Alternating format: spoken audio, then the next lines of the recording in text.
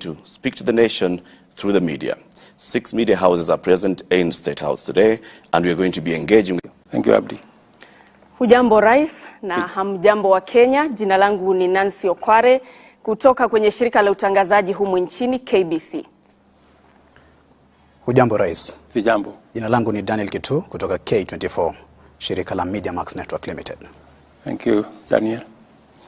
Good evening, Mr. President. Good evening. And good evening, Kenyans. My name is Eric Munene from Cape Media, comprising of TV47, Radio 47, and TV47 Digital. Thank you very much, Eric. Masalheri Mheshimiwa Rais na Wakenya hamjambo. Mimi naitwa Lofty Matambo kutoka NTV chini ya shirika la Nation Media Group ambalo pia liko na uchapishaji wa magazeti kadhaa ikiwemo Taifa Leo na The Daily Nation. Asante kwa kutualika. Karibu sana Lofty. That's a very interesting name. Asante. He's representing the lofty idea. Mr. President, you look well, and people who've been commenting, one of the first questions that we're told to ask you is, ask the President, what's his exercise regimen, or is it diet? Well, I have, I had an original, fit that ran amok the last 1.5 years or 2 years because we went into elections. And when you have elections, you have a lot of pressure. Sometimes you take out the pressure on food. And you have to do this and that, and you don't have time to go exercise. And sometimes you eat because you don't know when you will find the next meal. So sometimes you overeat. So I decided to cut it down because ile kibarua niko nae si kidogo. So you need to be alert.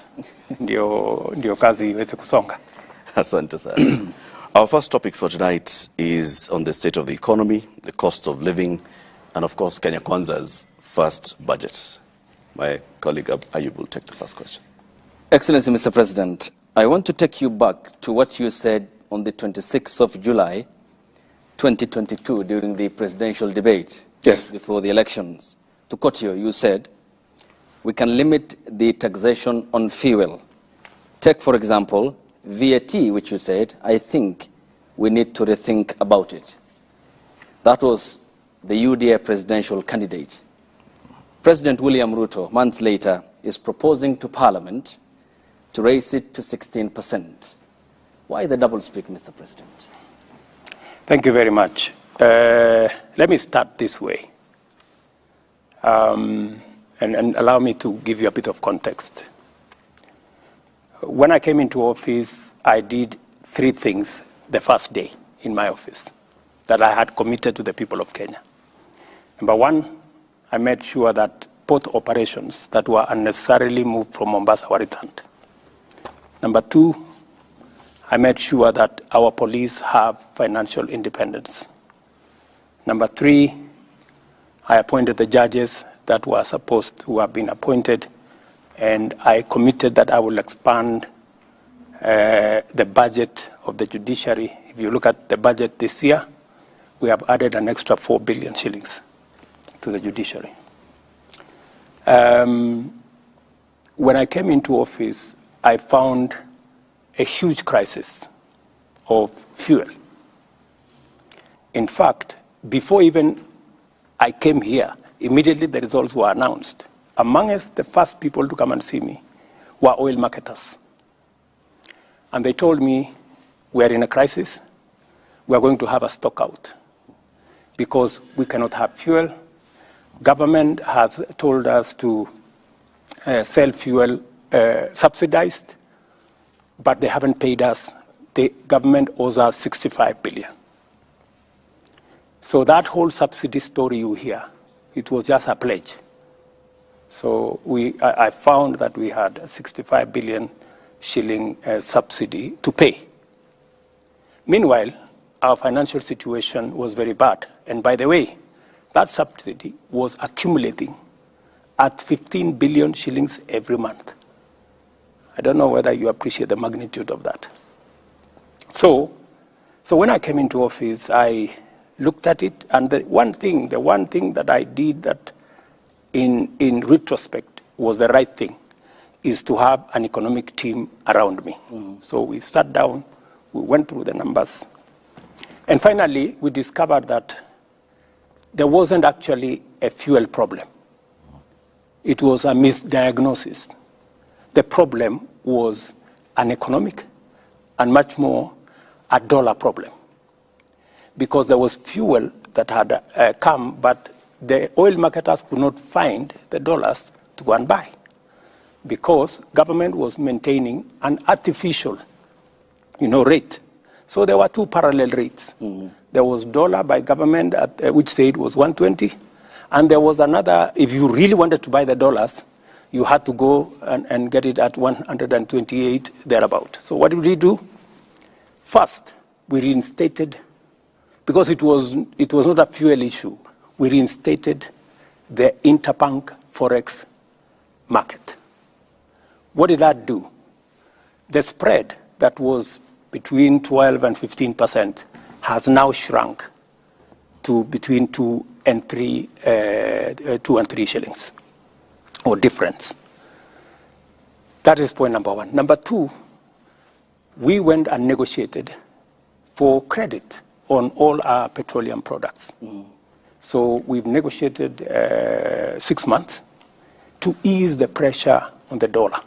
In fact, many importers were finding it difficult to get dollars to import raw materials. We have since sorted out that problem. The liquidity around the dollar market has improved. Okay. We've allowed the dollar to find its own level. We are not artificially managing the exchange rate, because managing it artificially costs us money. So we have an issue there. So when I came into office also, I found that we had commitments of 900 billion Kenya shillings on the roads. 900 billion. I have tried to work with the various departments, Kera, Kura, Kenha, to try and understand how do we manage this 900 billion. We've tried to cut it down. We've tried to stop some of the roads that have not started. We've died. But we still remain with close to about 680 billion that we have to manage. If I have to complete these roads, I need extra money to do it. And every place I go, I was yesterday in Nyandarua, communities, people, leaders tell us, we need a road here, Mr. President, we need a road here. We need to finish the Mau Mau roads. You need to finish this. You need to do this. We need an extra road. They were even telling me there is a road called Kinamba to some place. So that whole equation changed. But what have I done? I have said, yes, we're going to increase the VAT by 8% for two reasons. Number one, because having differential rates, one at 8%, others at 16%, poses a problem, an integrity problem. People use it as a loophole to manipulate numbers, VAT in, VAT out. So the advice that my economic team working with Treasury gave was we must eliminate this loophole that people are exploiting, number one. Number two, this 8% that we are adding is going to give us about 50 billion shillings. It will begin to deal with the problem of roads across the country. Okay. But what have I done to balance it out? Because I made a commitment that we need to relook, right? I have removed on the same fuel, as we add 8%, I have removed road 3.5% road development levy from fuel. I have removed 2% of IDF on the same fuel. And to balance it out, because it is the same Kenyan who is going to pay from their pocket. I have removed VAT 8% on gas. And I have removed other taxes that I'm going to explain to you. About 10, actually 14 other taxes that I have removed to try and even so that we have a balanced budget. Okay. We'll talk about the other taxes as proposed in the finance bill, which will come before Parliament. But you have mentioned that there is a team of economic advisors. You're right. David Ndii has been in your campaign team throughout the campaign before the elections. So is the current National Treasury Cabinet Secretary, Professor Njuguna Ndung'u. When you came to the presidential debate and you made the remarks on the 26th of July, which I quoted you verbatim, I think you said majority of taxes that are in that bracket, 15 almost you said, but we need to integrate at least these 15 different types of taxes. Did they not advise you, or you did not take the advice? Precisely, if you heard me clearly, there are many other taxes that we have since removed. You know, so you must look at it in context. Yeah? What my economic team advised that time is that we need to relook at these taxes.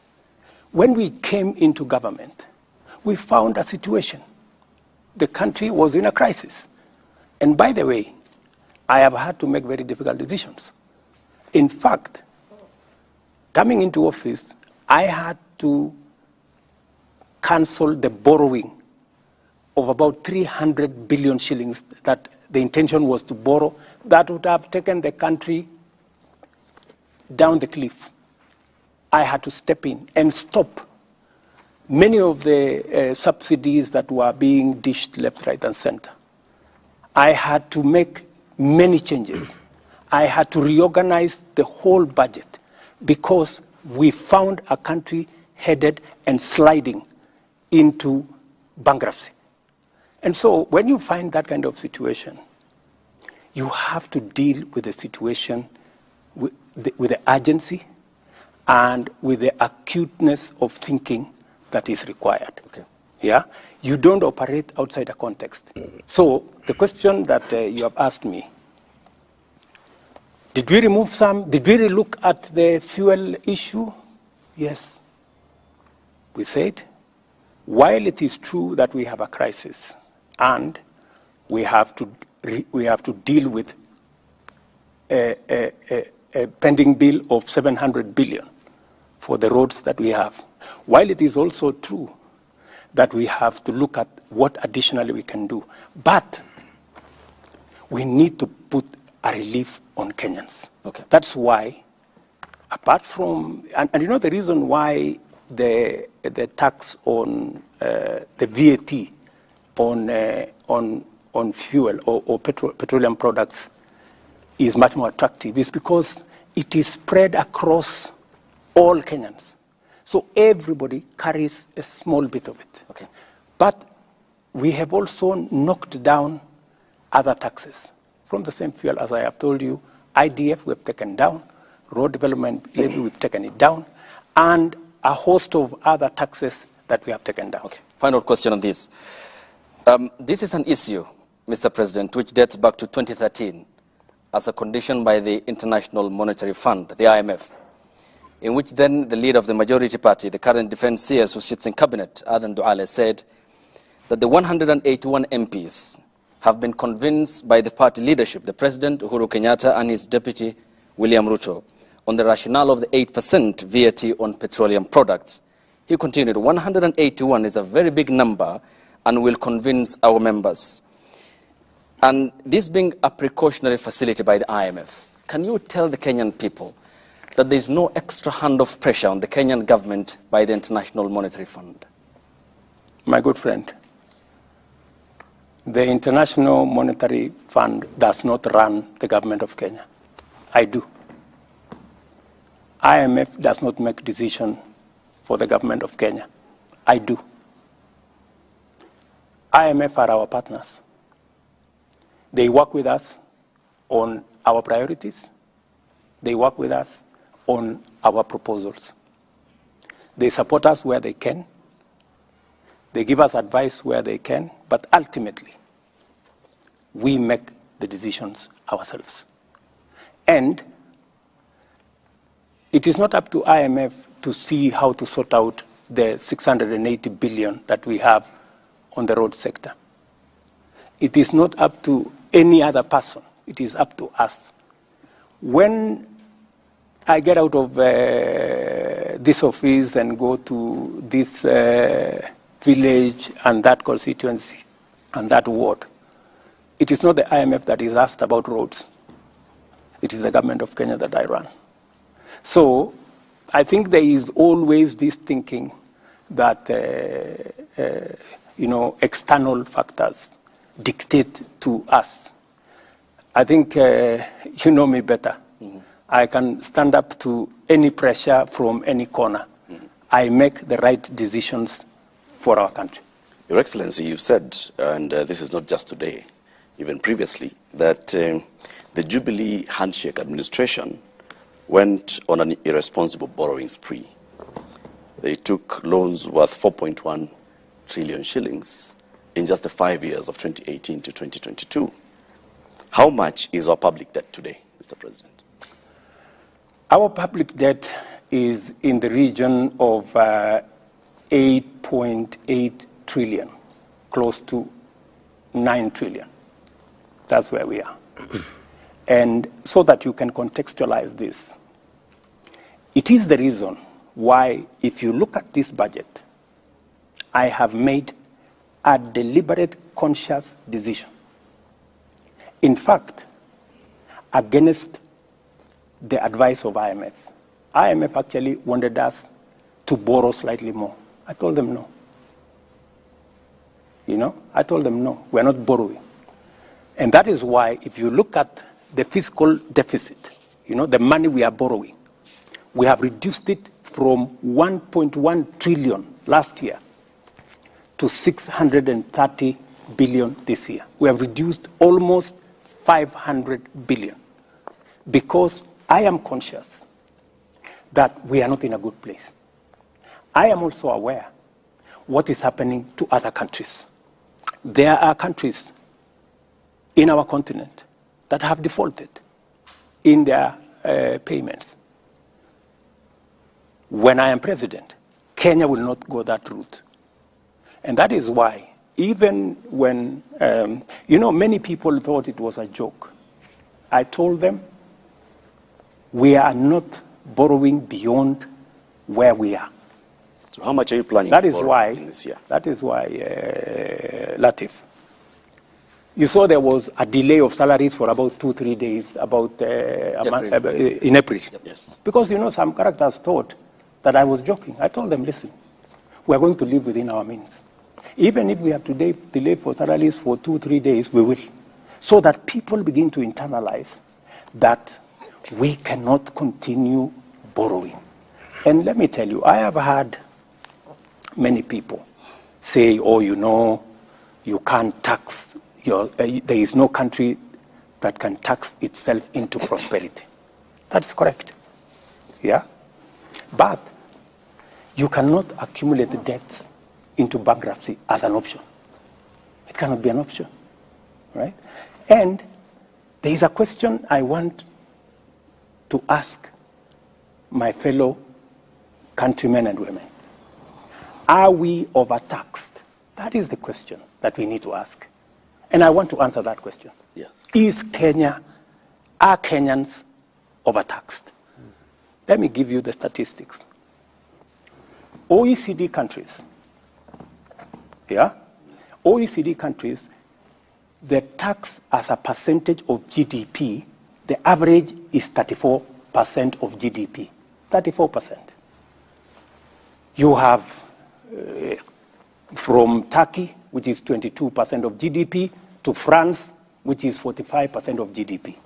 Okay? Let's leave the OECD. Let us come to our continent.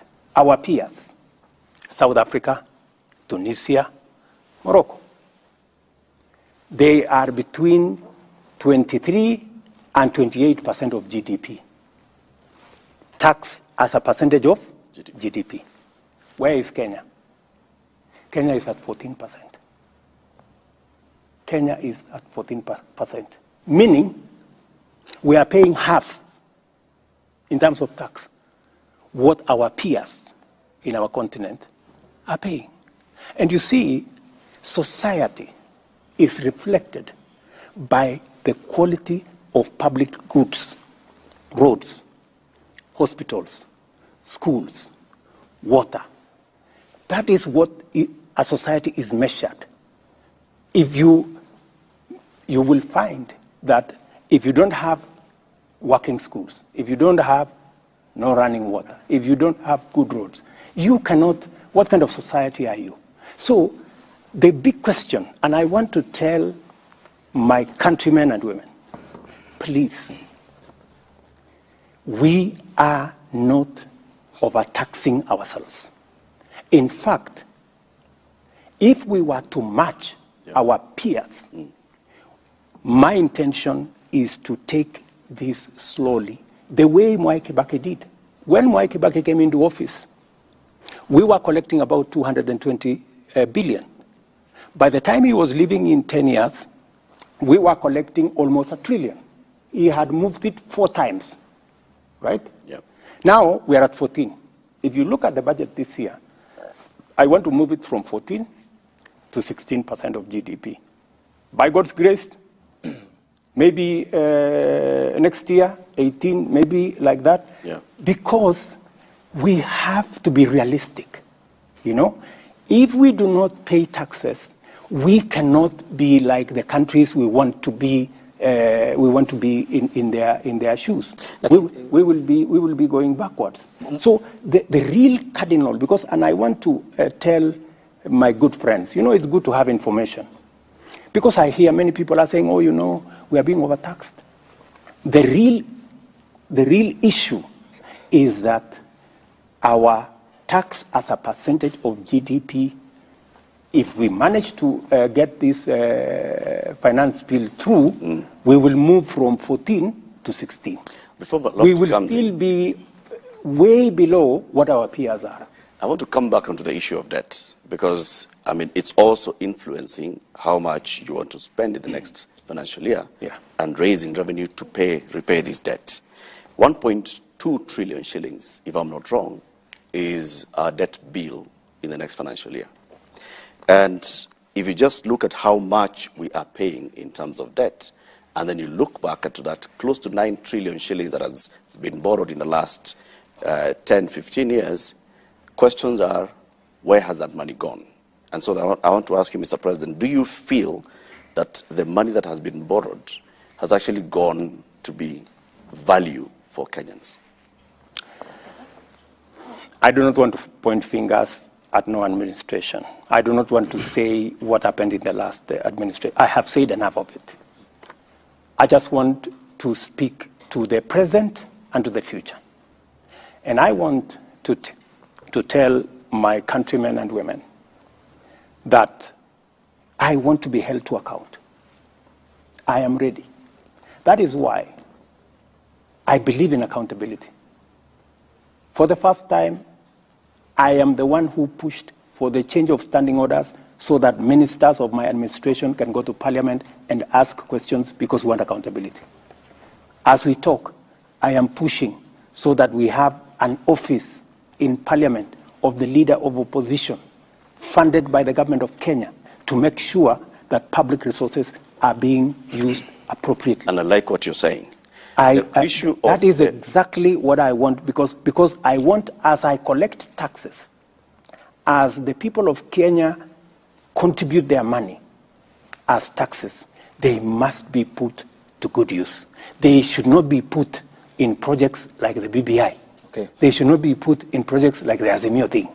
They must be put in tangible projects that make a difference in the lives of the people. So with that then, Mr. President, are you prepared in your administration to publish the debt register? Because this is one thing that even the previous parliaments have tried to push.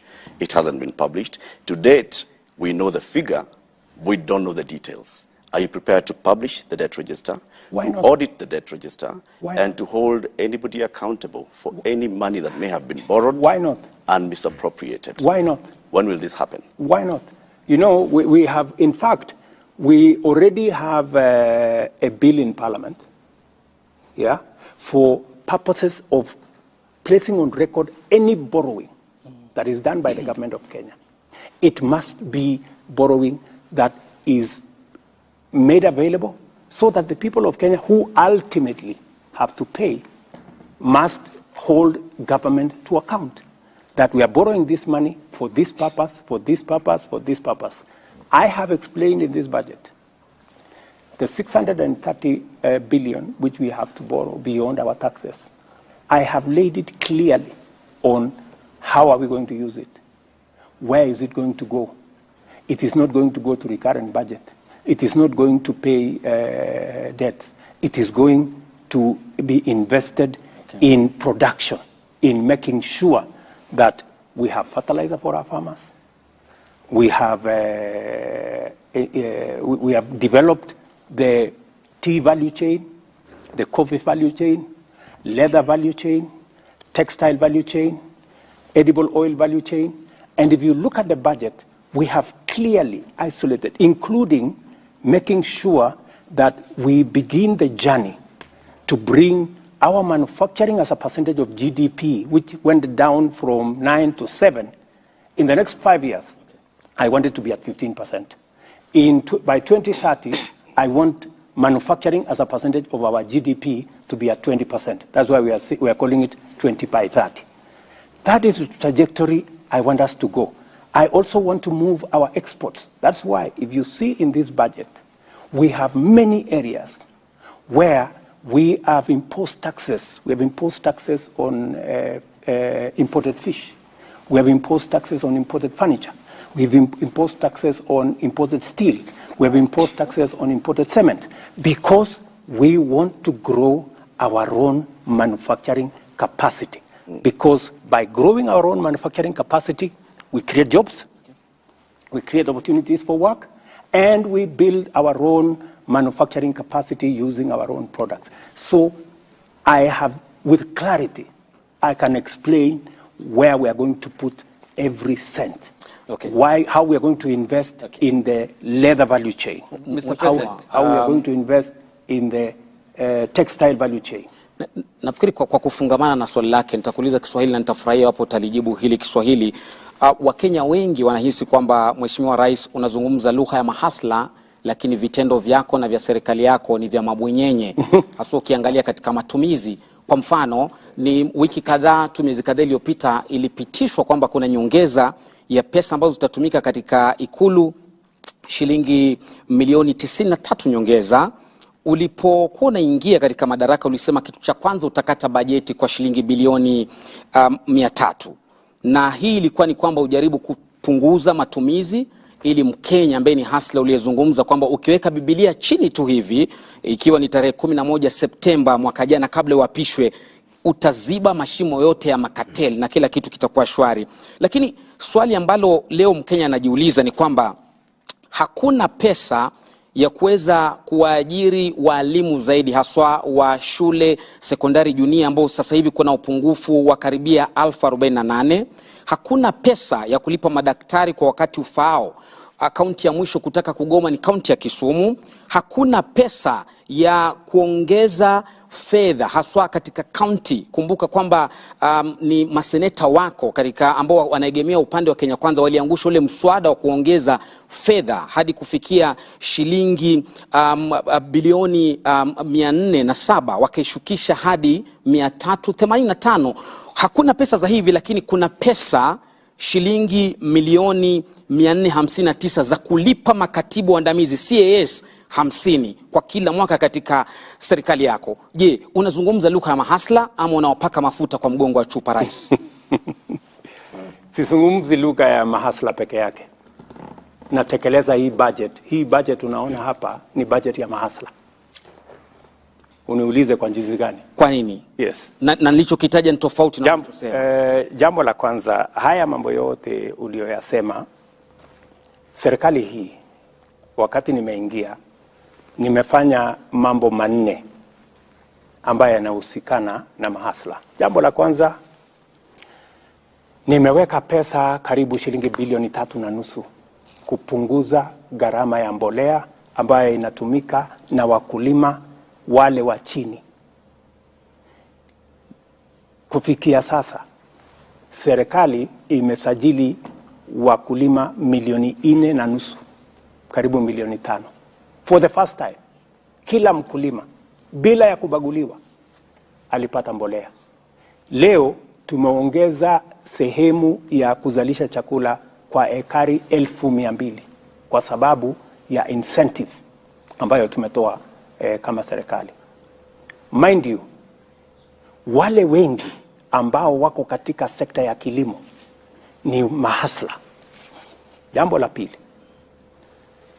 kwa jambo la ambalo linasumbua sana wa Kenya, jambo la cost of living. Yeah?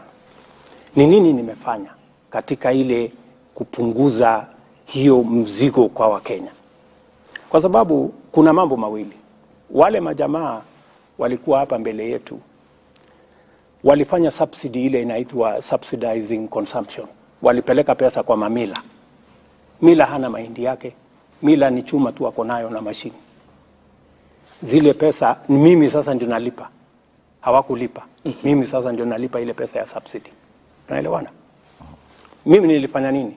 Kwa sababu naelewa kwamba shida ni supply and demand. So ile tulifanya ni kwamba tulienda kwa KNTC, tukawapatia treasury ikawapatia letter of support. KCB wakatupatia shilingi bilioni 25. Tukatumia hiyo pesa, sio pesa yetu, ni pesa LC, unapatiwa tu LC.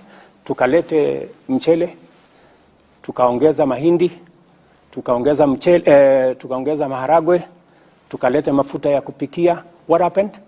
Ile bei ya unga ilikuwa 230, sasa iko 170, ikiteramuka. Bei, nataka uende ucheck. Bei ya mafuta ya kupikia fresh fry kwa mfano ilikuwa 1800, sasa ni 1100 kwa kilo 5. Ile kilo 3 ilikuwa 1100, sasa ni 750. Sababu gani? Wale makatel ambao walikuwa wanafanya hiyo biashara, wakati walijua, kwa sababu tunajua bei ya hizi vitu kwa soko ya kimataifa, tukawaambia simpunguzeni jameni. Wao sasa wamekuja bei ya chini. No. Without us doing much. Nafikiria hiyo ni mipango mizuri. Sasa nikueleze. Si umeniuliza nafanya nini kwa mahasla. Mahasla ndio hawa wanahangaika na gharama ya swali lao kuu mahasla wanasema jinsi unavyokusanya na matumizi yako hayatoi picha ya hasla.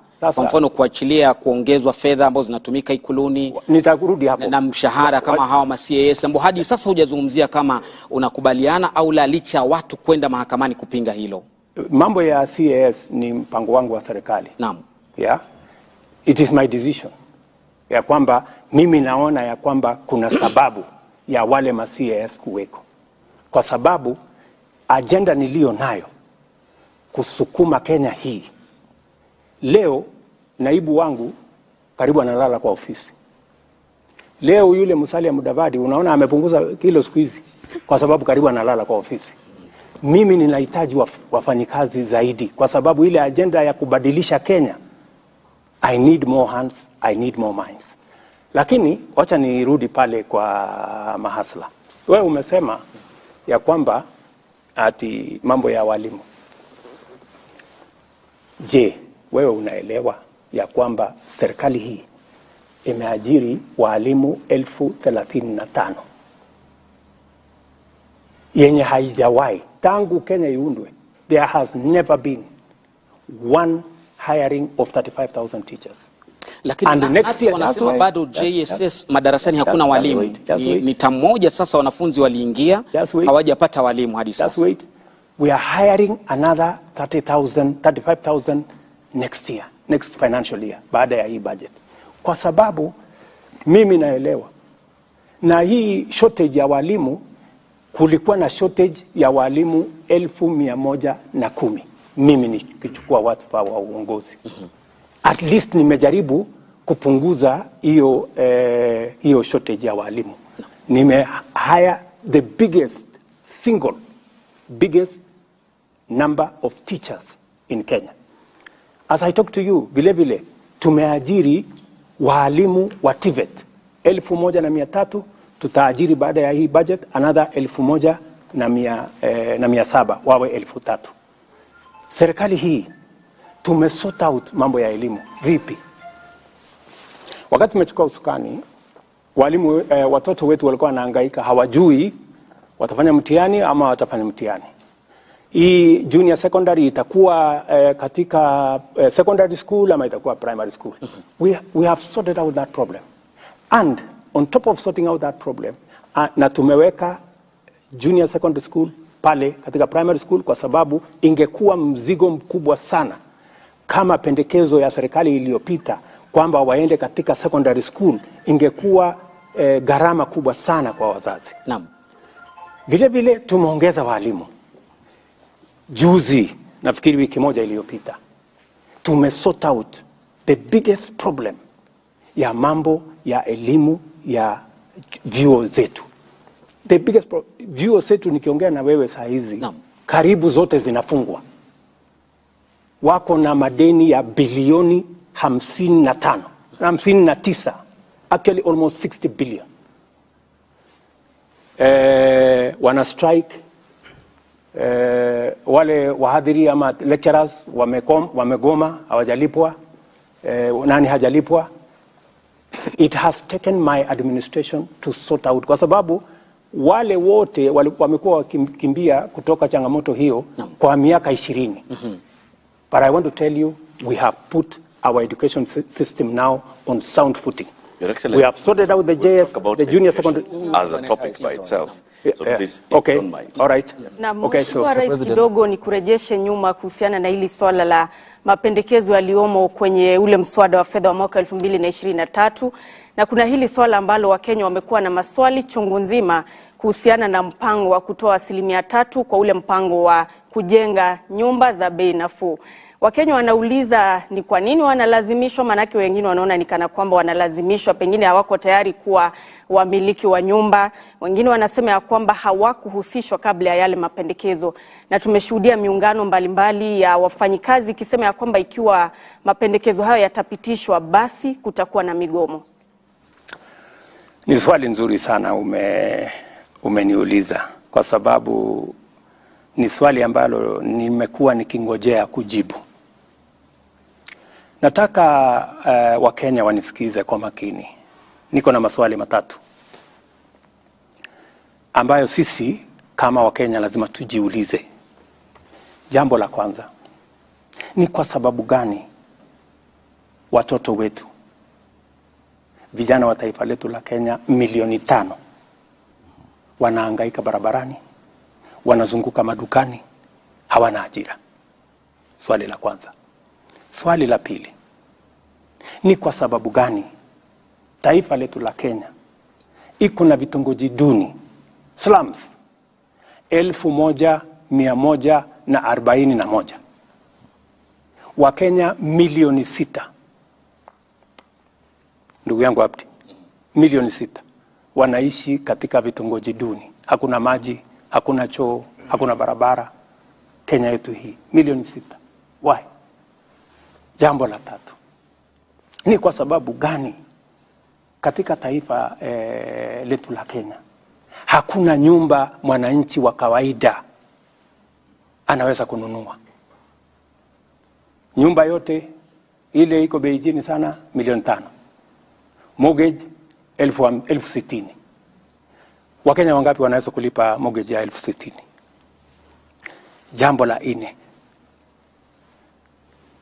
wale watu ambao wanafanya kazi, sisi tunaolipwa na ushuru ya Wakenya ni watu 700,000, kuanzia rais mpaka kupitia kwa mawaziri, kupitia kwa madaktari, kupitia kwa walimu, kupitia kwa wauguzi, mpaka wale wa chini messengers na wale wengine 700,000. Tunalipwa na ushuru ya hao Wakenya wote.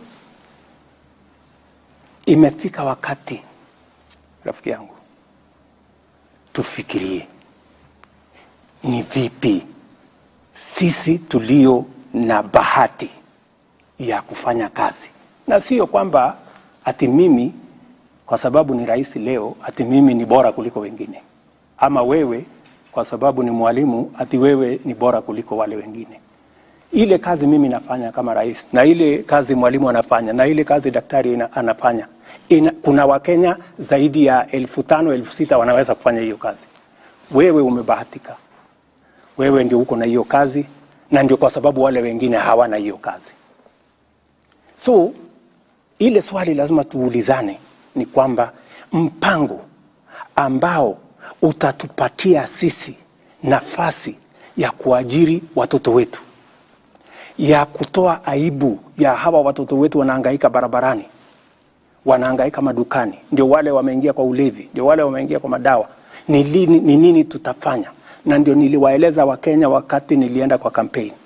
Niliwaambia Wakenya, nchi zingine, China, Singapore, Korea, ile wamefanya, wameweka mipango katika labor intensive infrastructure programs. Many of them wameweka mpango katika mambo ya housing. So hii housing sio nyumba. Naona watu wengi wanasumbuka, sisi hatutaki nyumba bana. Mbona nani alikuambia tunahitaji nyumba? You know?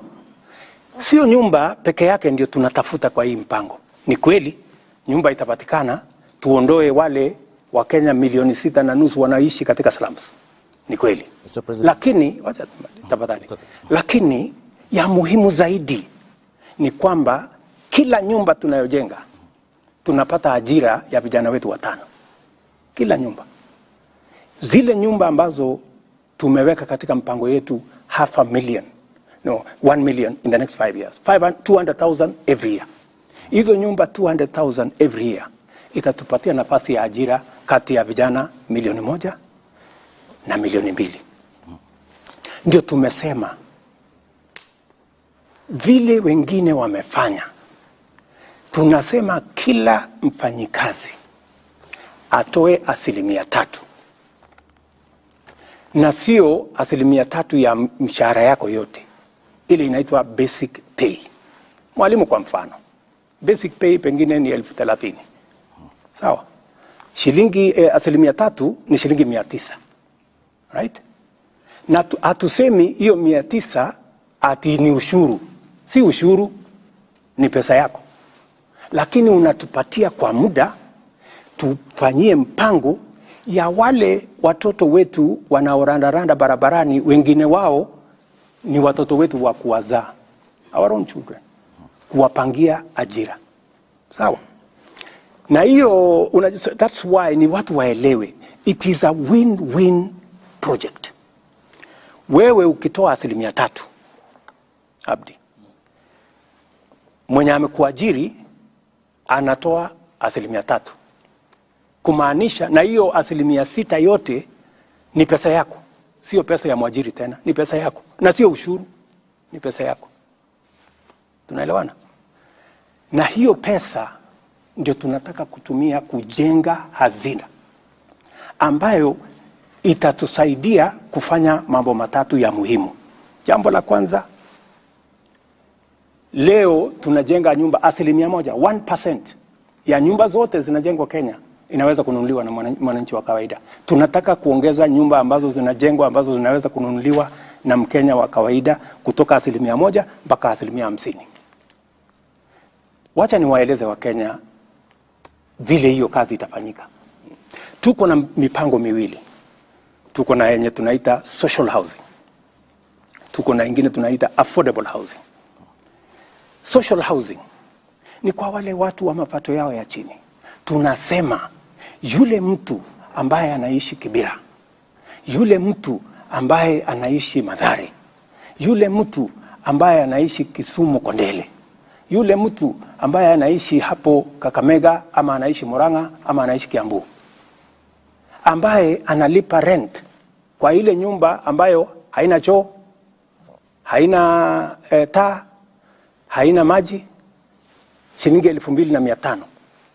Huyo mtu na 2,500 yake tunataka kumjengea nyumba, atalipa shilingi 2,500 kwa nyumba ambayo iko na maji, nyumba ambayo iko na facilities, iko na kitchen, iko na choo, na analipa shilingi 2,500. Wakenya watataka kuniuliza,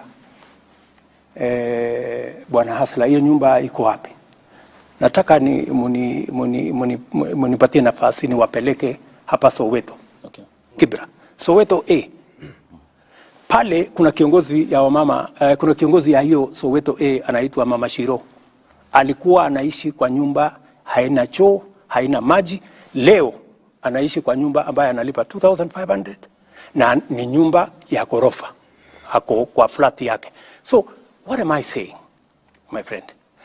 I am saying, kwa wale ndugu zetu, we have a duty. Kwa sababu wengi wao wanauliza kusema, how is it my business? Inanihusu nini? Kama yule hana kazi, inanihusu nini? Kama anaishi kwa slum, inanihusu nini? My friends, mimi nataka niwaambie, inakuhusu kwa sababu yule unamdharau ndio analipa ushuru, wewe ukapata mshahara. Number 1. Number 2, yule ambaye unamdharau, huyo pengine ni ndugu yako, pengine ni dada yako, ama ni Mkenya mwenzako. Jambo la 3, hasara yako ni nini? Kwa sababu ukitoa 900 kama ni mwalimu, tunakuongezea 900 kama serikali, kama mwajiri wako. Ya?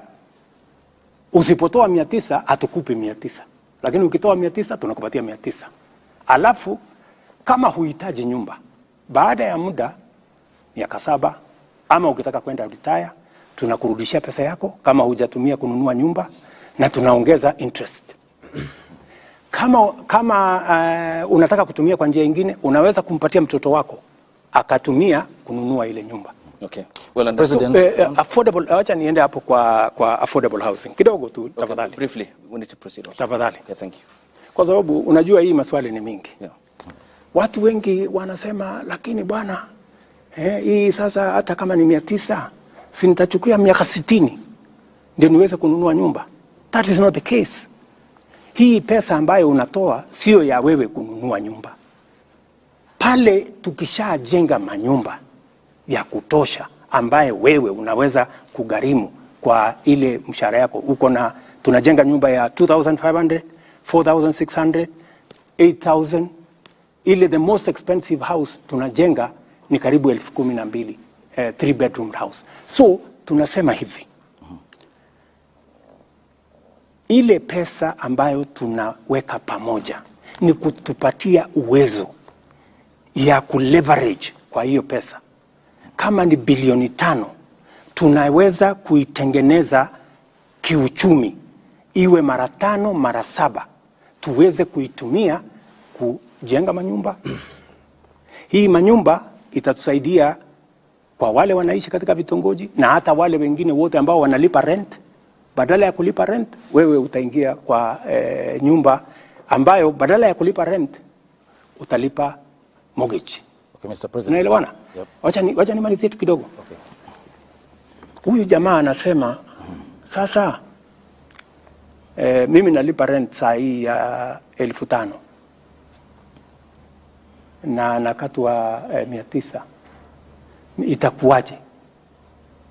Kama unaweza kulipa rent 5,000, mbona usilipe mortgage 500 ndio nyumba iko yako? Iko dhambi gani? Na katika hiyo harakati, number 1, umesaidia nchi yako. Umesaidia wale jamaa hawana kazi, lakini wanatusaidia kulipa ushuru, ndio mshahara yetu. Mimi kama rais, na wewe kama daktari, na wewe kama mwalimu, na wewe kama mjumbe, na wewe kama MCA ilipwe. Pia tuwasaidie wapate ajira. Okay. Tuwasaidie wapate mahali pa kuishi. Na jambo la 3, tuhakikisha kwamba mashamba yetu ambayo kwa sasa yanakatwa ili wananchi waishi, we start to consolidate our position kama townships. In any case, statistics show, my brothers and sisters, that the future is urban. By 2050, 68% of people will be living in towns. So we have a choice.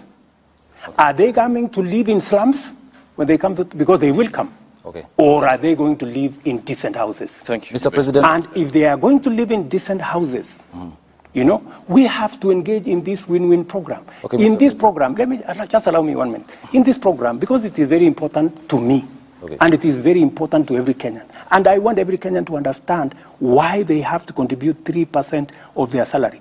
It is not that it is a tax. It is your money, my good people. Okay. And we are going to double that money using your employer. And you are going to get that money with interest. And you are going to support us. You are going to help us to employ the millions of young people, including your sons and daughters, in give them time for the questions now, Mr. Okay. And Mr. President, you have a very ambitious plan. Thank you. The housing plan. My question is, are you saying that those lucky enough to secure jobs will be contributing to this fund so that you cushion, the most vulnerable in the society? We have millions of jobless Kenyans out there. Don't you think theirs could be an earning problem and not a saving problem? Because now, if you say theirs is an earning problem, yes, not a saving problem. So even if you make these houses very, very affordable, some of them cannot even afford that 2,500. And then my question too on that: if I'm already paying for mortgage, why should I be forced to contribute to the fund? Very good question. If you are paying a mortgage, nothing stops you as somebody who is employed. Yeah? Number one, contributing to this fund. Because it is not a tax. It is your money. What you are doing, you are playing your patriotic duty. Because out there, we have millions of young people who get out of school every year. It is our responsibility, me and you. Why is it our responsibility? Because they are the taxpayers that end up paying our salaries, right? And it is our duty also to see how we can help them in a small way. And you have said correctly that their problem is employment. Precisely. That's why I'm saying these 5 million characters, our children, getting out of school. Don't you think it is a decent thing? Don't you think it is the right thing to participate in an exercise that helps our country, our young people, instead of engaging in crime, in abuse of drugs, to be part, to get a job? By the way, in the last 8 months, 8 months, I have launched the construction of 36,000 housing units in Kenya. Yeah? I went to Homa Bay. Last Friday, I was in South B here at the Bellevue, where they are building, I think, 2,000 something houses. I will be going to Makongeni, hopefully in the next maybe 3-4 weeks or 1 month, to launch another 30,000 houses. The 36,000 units, there are close to 100,000 young people today working in those sites. Engineers, quantity surveyors, plumbers, electricians, carpenters, masons, all manner of people, including the women who sell food. Okay. It is a whole ecosystem. I was very amazed in South B. A group of women were saying, sisi tunaitwa protein. Sisi ndio tutakuwa tunauza chakula hapa. Bwana President, tunataka uhakikisha kwamba hii watu wasilete watu wengine. Because you see, it is a whole ecosystem. And I want to ask my countrymen and women, those of us who are employed, please, let us not hold in contempt those who don't have jobs those who are not. You say it's not a tax. It is not a tax. What is it? It is a contribution you are making, because if it was a tax, tax, it goes one way. You never get it. This is not a tax. Okay. Why it is your money. Okay, why then, Mr. President, if it's not a tax, if that bill hypothetically says passed by the National Assembly, it's legally binding? Yeah, of course. It's not a tax, you said. It is not a tax. Why would I contribute? And if I don't want? That's what the law says.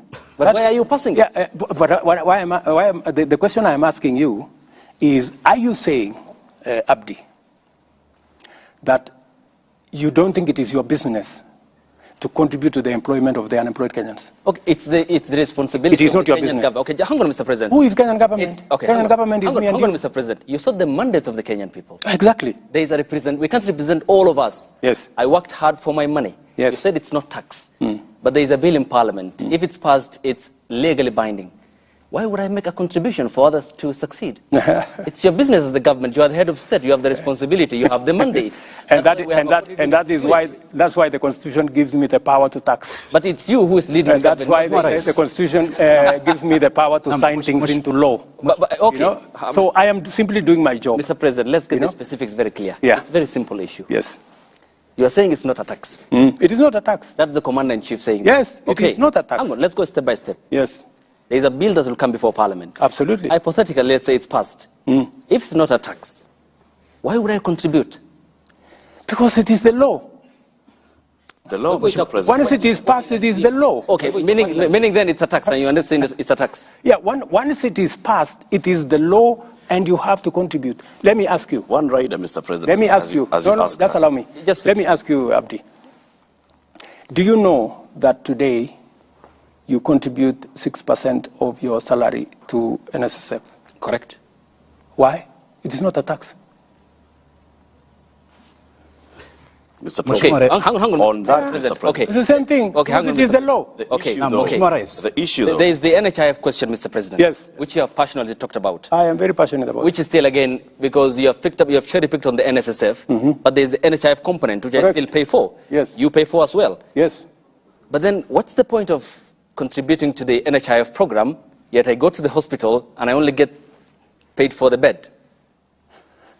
Precisely. That is why I want to make NHIF work. You know how I'm going? I'm working on it, by the way. It is in the works, and it will be part of this exercise. What I have done on NHIF, and I have a good history, long history with NHIF. When we came into office in 2013, there were only about 3 million contributors on NHIF. And by the way, NHIF works. I was in Thika, Kenyatta Referral Hospital. Teaching and Referral Hospital. Teaching and Referral Hospital. And the doctors there spoke about NHIF in a way that inspired me. How NHIF has helped many people who would otherwise have not been able to get medical service. What I'm doing with NHIF is exactly what I said. And by the way, Hussein. Ayub, Ayub Abdi. By the way, this housing plan, I talked about it in the campaign everywhere. And I promised the people of Kenya, if you elect me president, this housing thing, I am going to use it to get jobs for our young people and to remove Kenyans from slums. So it is not something that I arrived in office and I started. If you read the manifesto of Kenya Kwanza, it is a big chapter.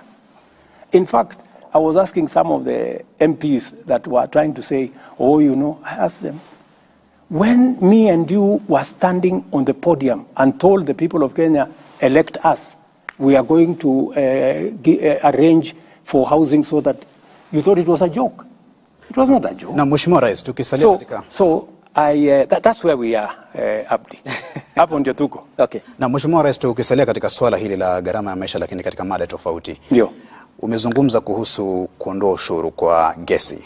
Na mwezi Februari uliwaambia Wakenya kwamba itakapofika tarehe mosi mwezi Juni, bei ya gesi ya mtungi wa kilo 6 itapungua kati ya shilingi 300 na 500. Hivi sasa Wakenya wanasubiri siku 15 kutoka sasa. Wanataka kufahamu iwapo mipango yote iko line, ikifika tarehe 1 mwezi Juni watakapoenda katika maduka haya ya kununua gesi, wataipata gesi hii kwa kati ya shilingi 300 na 500. Lazima kwanza tupitishe hii kwa budget. You know, sio lazima tutoe gharama ya tuondoe. Kwa sasa hakuna njia ya kuondoa ushuru mpaka budget ipite. Kwa hivyo huwezi kuhakikisha kwamba ikifika tarehe 1 Juni. Tarehe 1 Juni haiwezekani.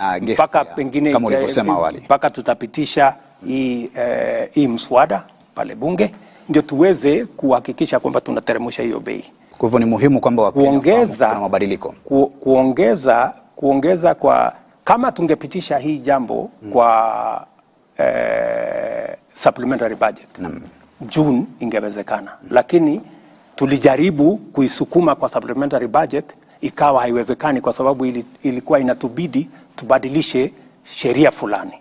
Ndio tuhakikisha kwamba hilo tendo inafanyika. Sasa tumeipanga vizuri.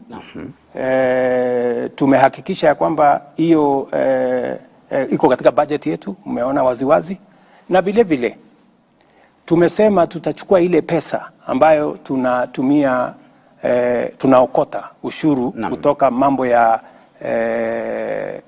kerosene. Tutaitumia kusecuritize. Ndio tupunguze gharama ya mtungi ya gesi. In fact, tunaongea na market. Saa hizi nikiongea na nyinyi, tunakimbizana na wale watu wakora ambao wanauza gas kinyume ya sheria. Tunakimbizana na hawa vibaya sana. Kwa sababu we have to remove all the illegal fillers because they are destroying this market and they are undermining our efforts. Na unaweza hakikishia Wakenya kwamba budget tukipitisha, tutapunguza gharama ya gesi kati ya shilingi 300 na 500 kwa mtungi. Kwanza mtungi, wacha gas. Ile tunapunguza kati ya shilingi 300 na 500 ni mtungi yenyewe. Ndio sasa uongeze gesi ndani yake. Lakini mheshimiwa, ukiwa Samburu, nakumbuka vizuri sana ulipotoa tangazo la kwanza, tena baadaye katika ukumbi wa mikutano ya kimataifa na kina mama hapa KICC, hukutaja masuala ya kwamba lazima mswada wa fedha wa mwaka 2023 upite kwanza. Ulitangaza tu waziwazi kwamba utapunguza na itakuwa ni hewala kwa kila Mkenya. Sasa mimi nataka nikuulize wewe, hii ni nchi ambayo inafuata sheria. Si umesikia huyu bwana akiniuliza ni kwa sababu gani? We are a country governed by the rule of law. Nimekueleza kama tungepitisha hiyo mswada kutumia supplementary budget, mwezi wa 6 ingewezekana. Lakini kwa sababu hatukupitisha, tutapitisha sasa katika budget yenyewe. Baada ya hapo hiyo gesi itapatikana. Kutokana na mabadiliko haya utaomba Wakenya radhi? Kwa nini? Ambao walikuwa wanategemea kwamba ikifika tarehe mosi wewe ndio uko na shida na mimi. Wakenya hawana shida. Okay, Mr. President, let's finish up on this. I'd like us to move to the next issue, Mr. President. Thank you very much. We've spent quite a bit of time on the first topic. Yes. Because, of course, it's the hot topic in the country. Let's go to another hot topic, Mr. President. And this is on the matter of security and religious matters. Lofty. Shukran sana. Mheshimiwa Rais, swali la kwanza kuhusiana na masuala ya usalama wa taifa ni kiazi moto na donda ndugu ambalo limechipuka katika eneo la Malindi kule Shakahola katika msitu ule wa Chakama. Kufikia sasa ama kufikia jana, tangazo lilotolewa ni kwamba iliripotiwa Wakenya 610 hivi hawajulikani waliko. Wakenya 201 na zaidi wamefariki, wengi wao wakiwa ni watoto. Na swala hili si geni ama halikuchipuka tu mwezi jana ambapo wanahabari walitangaza, lakini mhusika mkuu ambaye ni Paul Mackenzie alipoondoka Furunzi Malindi kuelekea Shakahola ulikuwa mwaka 2019. Mwaka 2020 Mheshimiwa Rais, mwaka 2021 serikali kimya, mwaka 2023 hadi wanahabari walipotangaza, na maafa ndio haya. Wewe kama amiri jeshi mkuu ambaye unakaa katika kamati ya usalama na kupewa kinachoendelea na ujasusi wote, huoni kama umewafeli Wakenya? Na Wakenya wamenituma nije nikuulize, kwa sababu ya idadi hii, basi unapaswa kuwaomba msamaha leo kabla kujibu swali lolote la Shakahola mbele ya wanahabari hawa. Unaweza kuomba msamaha Wakenya kwa kupoteza nyoyo 200 na wengine 600 hawajulikani waliko? Pale kuna utepetevu katika upande wetu wa serikali, na inapaswa mimi niombe msamaha, kwa sababu Wakenya 210 tayari wamepatikana katika makaburi. Tuko na shirika la upelelezi, tuko na shirika la ujasusi, tuko na askari polisi, tuko na assistant chief, tuko na wazee wa nyumba 10, tuko na wale wote ambao wako kule. Hapo kumetokea makosa, na siwezi kusema ya kwamba kuna vile tunaweza kukwepa lawama. Tuko na makosa, na kwa sababu kuna makosa, ni vizuri tuwaombe Wakenya msamaha kwamba jambo hili lilitendeka tukiwa na serikali. Nikishasema hivyo, huyu bwana Mackenzie na wenzake alishajulikana kwamba kuna jambo lenye dosari anafanya. Ameshikwa, akapelekwa kotini. Kotini ikamwachilia. Ameshikwa tena, akapelekwa kotini. Kotini wamemwachilia. Hii safari sasa ameachiliwa, ndio amekuja sasa akaongoza haya maovu akitumia dini. Ambaye nilisema leo, huyu bana ni muhalifu kiwango ya gaidi. Kwa sababu wale watu maisha ya watu amewaua kwa kutumia dini. Hatuwezi kuelewa ni vipi, lakini nimeambia taifa ya kwamba hii jambo, na ndio nimeweka jopo mara mbili. Jambo la kwanza, nimeweka jopo ambaye tunaita Judicial Commission, ifuatilie uhalifu na ituambie ni nani zembea kazini ndio haya mambo yakatokea. Na huyu bwana washirika wake ni nani? Haya makaburi yaliendelea vipi?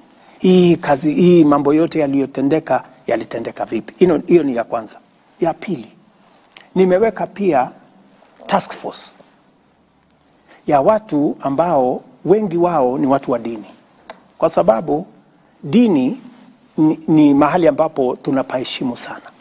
Sisi wengine wetu ni Wakristo, tunamwamini Mungu. Na tunaamini dini ni mahali ambapo watu wanakimbilia wakiwa na matatizo na mashaka. Lakini pale wahalifu na watu wenye nia mbaya na watu wa mauaji kama vile Mackenzie na wenzake wanapotumia dini, ni vipi tutazuia jambo hili lisifanyike tena katika taifa letu la Kenya? So I am not taking it lightly. I am taking responsibility that as president, this should not have happened. And certainly, some people who are responsible for this failure on the part of government will have to give an account. Because it should not have happened when we have all the agencies. We have our intelligence, we have our CID, we have the chiefs, and all the other people in the whole of that ecosystem. We should not have allowed this. This kind of thing should never have happened. But it has happened. We have to take responsibility. No. Yeah? And the promise that I am giving to the people of Kenya is that we will get to the bottom of this matter. Okay. And I am also giving them my commitment. I know there are people who are jittery about. They are saying we should not regulate the church, and that is correct. We should not regulate the church. No. The same way we should not regulate the media. No. Let us have an institution that self-regulates. We want to establish from our religious leaders, how can they as religious leaders agree on a mechanism that makes sure that criminals and crooks do not take advantage of religion and of faith to be able to cause harm to Kenya. Mheshimiwa Rais, kabla ya kakangu kuuliza swali, umezungumza na napenda nikupongeze na kukuhongera kwa kuomba msamaha mbele ya Wakenya, lakini Waswahili wanasema ada ya mja hunena lakini muungwana ni kitendo. Wana Malindi hadi leo wanalia kwamba idadi ya watu 200 kupotea, huja kanyaga guu pale kwenda kusema nao kuomba msamaha. Kiongozi wa upinzani Raila Odinga alikwenda kule na akafungiwa kuingia, na wengi wakasema afadhali huyu ametukumbuka, rais hajafika. Huu ungwana wako uko wapi hapa Mheshimiwa Rais? Hiyo ni siasa. Kwenda pale kwa kiongozi wa upinzani inasaidia nini? Yeye si mjazusi, yeye si askari, yeye si daktari, hajaenda kufanya ile kazi ya kutoa miili. Ameenda kufanya nini? Askari walisema pale kwa sasa ni crime scene. Yeah? Wale ambao wanatakikana pale kwa sasa ni wale watu ambao wanahitajika katika hiyo shughuli. Wale watu wataenda kufanya forensic work, wale madaktari, wale wapelelezi ndio wako pale. Wakishamaliza ile kazi, yeah, ndio tutapata nafasi, wakishamaliza ile kazi ambayo inaambatana na sehemu yao kama professionals wa hiyo field. Ndio sababu hata yule bwana aliambiwa, bwana, hapa ni kuna wenye wanakubaliwa kuja hapa kwa sasa. Lakini tumezoea kama Wakenya kila jambo siasa. Unajua sasa mimi nimekuja hapa, kama huna ya kufanya pale unaenda kufanya nini? You know? Kwa sasa mimi nimechukua nafasi yangu, nimetuma kila mtu. Waziri wangu ambaye ni wa usalama ako pale, every 2-3 days he's there. Lakini pia wote make sure pale mambo ya hayo yote yatakuwa yamemalizika, the place has been declared it's no longer a crime scene, I will go to Malindi. Okay. Na Mheshimiwa Rais, kutokana na uzito wa swala hili la maafa ya Shakahola ambayo kwa kiasi kikubwa sasa yamekuwa gumzo, uliyataja maafa haya sawa na ugaidi ama sawa na tukio la ugaidi. Hata kusema kwamba ni sawa na tukio la ugaidi, uliyasema kwamba huu ni ugaidi. Lakini kulingana jinsi mnavyoendesha taratibu hizi za kuchunguza na mashtaka, hamuonekani kuyapatia uzito ambao unaendana na swala la ugaidi. Kwa nini? DPP amekuwa pale, DCI amekuwa pale, mkubwa waziri mwenyewe amekuwa pale. We have close to, I think, 150 different officers in Malindi. In fact, we transferred all the other officers from Malindi, the ones that were there before, so that we have a clear picture of what to do in that scene of crime. So we have taken it as seriously as it would get. I think my Minister for Interior has been there 5 or 6 times. I have told you he is there every 2 or 3 days. Doesn't that tell you we take it seriously? I have also appointed a judicial commission of inquiry. I have also appointed a task force to look into all the matters, so that we are not only looking at the crime itself. Okay. We have men there doing that. We are also looking at accountability, because that is what the Judicial Commission of Inquiry is going to come with. And we are also looking at how do we prevent this from happening again by appointing a task force. Okay. So if there is something in the level of seriousness, yes, Mr. President, we have taken it very seriously. Mr. President, just to be clear on this, tonight you have mentioned my fellow countrymen and women. Yes. On many occasions. Yes. Your fellow countrymen and women, the Kenyan people, want to understand why the government has locked out the media in Shakahola. Question number 2, because the media has been locked out, your fellow countrymen and women want questions answered. Because you're the commander-in-chief and you get raw intelligence and briefings every morning here at State House. What exactly is the true picture of Shakahola? If it was meant for the media, you know, Abdi, even if you went to Shakahola, would you go and film the graves and bodies that are disintegrated and take it to the people of Kenya? Would you do that as a responsible journalist? There are ethics that guide us. We can't do that. Yes. But why the blanket? There is absolutely media blackout? There is absolutely the scene that is there is not a scene to report. Yeah, the scene that is there is not a scene to report. And my friend, what would be there to hide about graves and dead people? Surely. Tell us the true picture now. Because you get the intelligence, isn't it? I get the intelligence. And you label yourself as... But do you know why there is intelligence? Yes. There is intelligence because there is a limit as to how far you can go with intelligence. If intelligence was meant for the media, it wouldn't be intelligence. Okay, not the media per se. It's the Kenyan people who want answers. But you are the media. Hang on, Mr. President. There is a way I am going to communicate to the Kenyan people when the time comes. It's through us, the professionals in the media. That's why here we are tonight. You speak to the Kenyan people about a raft of issues. Now, the Kenyan people want to understand the concerns that they have about Shakahola. Can't you tell them, the sovereign people of the Republic of Kenya, about the truth? When the time comes for me to speak about Shakahola, I will to the people of Kenya. When is that going to be? As it is, the people of Kenya will get information from the officers on the ground to the extent that that information can be shared. But it is not fair and it is not right, Abdi, for you to tell me that I come and broadcast intelligence information. You know that's not possible. Probably, even if you try how. Mr. President, I just want to ask you this. You receive intelligence briefs, like my colleague Ayub says. We've seen people in this country being profiled on the basis of their religion. I have to ask you this, Mr. President, and I'm sure Kenyans would want to know. You've admitted that there was some complacency from security organs. Had this been done by another denomination, would we be talking about the same thing? Yes, we would. I have always refused the blanket condemnation of any religion. That is why when, for example, Alamin Kimathi was profiled and taken to as a terrorist and taken to Uganda, I am the one who went to speak to Museveni because I know Alamin Kimathi. And it is me going to talk to him. And Alamin Kimathi is a Muslim. I received him here at the airport after he was released.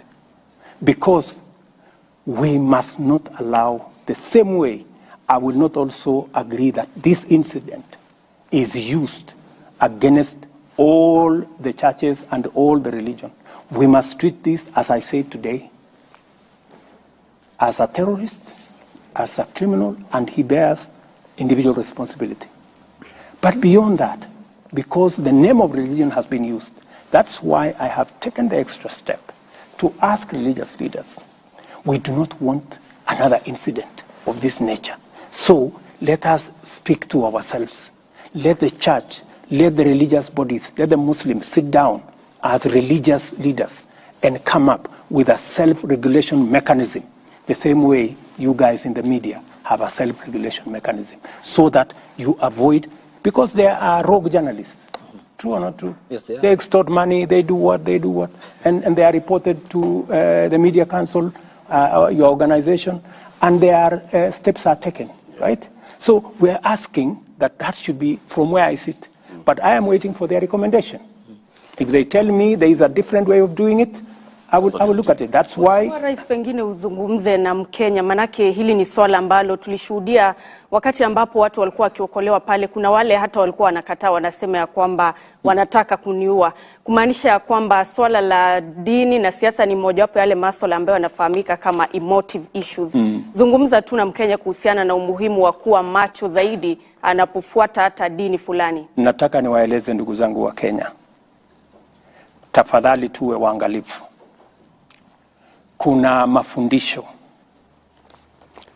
ambayo yanaelekea mahali ambapo si pazuri. Ukisikia dini inaanza kusema usiende hospitali, usipeleke watoto wako shule, sijui dunia inaisha, sijui miezi 6, sijui miezi 2, ujue pale kuna kasoro.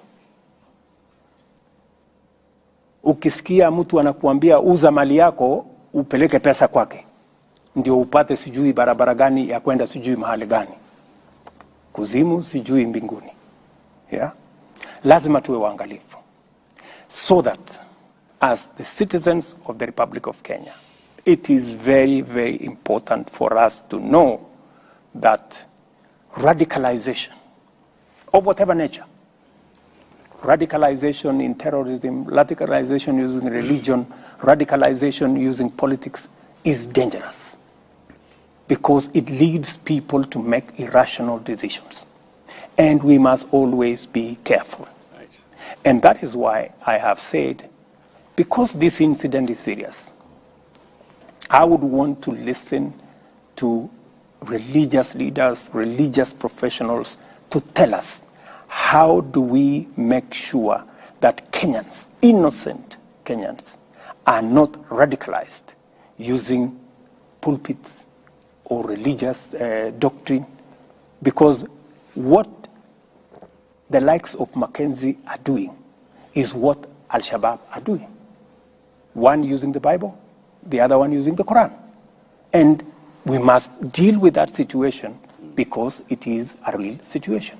And we must deal with it. Mr. President, just as we wrap this up, you've admitted that, yes, there was complacency. 600 people missing. That's a huge number. Someone somewhere must have known. What degree of complacency are we talking about?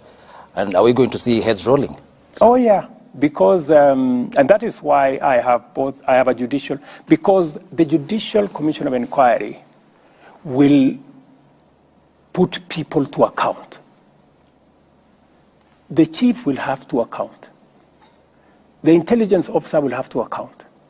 The CID officer will have to account. Or the whole chain has to account. So people will be held to account because this is not a simple matter. Thank you, sir. I want to take us back to, an issue that is of great public importance and interest, and this is with regards to the cost of living. Like you said, this is a hot issue, a hot potato issue.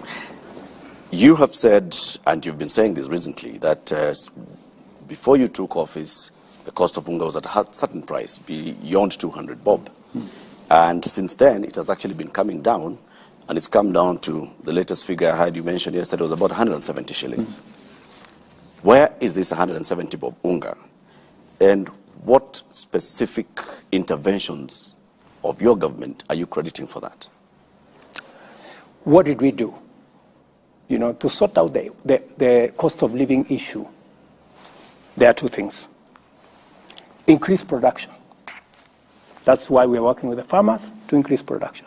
We're supporting farmers with fertilizer, seeds, and as I told you, 200,000 additional acres of land have been put into production. So that's number one. Number two, increase supply at the moment. That is why we have imported close to 250,000 tons of maize. We have imported about 75,000 tons of rice. We have imported, I don't know the numbers, maybe 40,000, because I even had to speak to the Prime Minister of Ethiopia because they had some beans. We have had to import about 100,000 tons of cooking oil. These are the interventions different from my former friends who went and gave money to millers and spent 8 billion shillings. To import all this maize, it is not going to cost us anything because we are just increasing the supply, cost for cost, right? As at the end of April, we on the short term, we will have to increase supply through importation.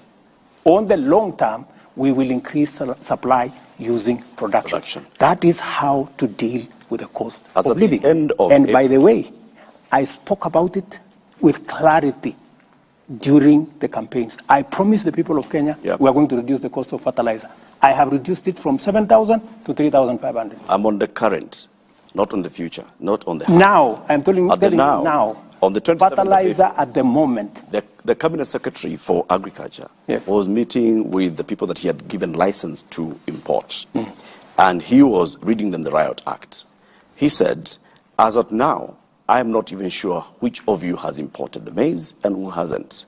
The figures from the Ministry of Agriculture as at the end of April was that 90,000 metric tons of maize had been imported.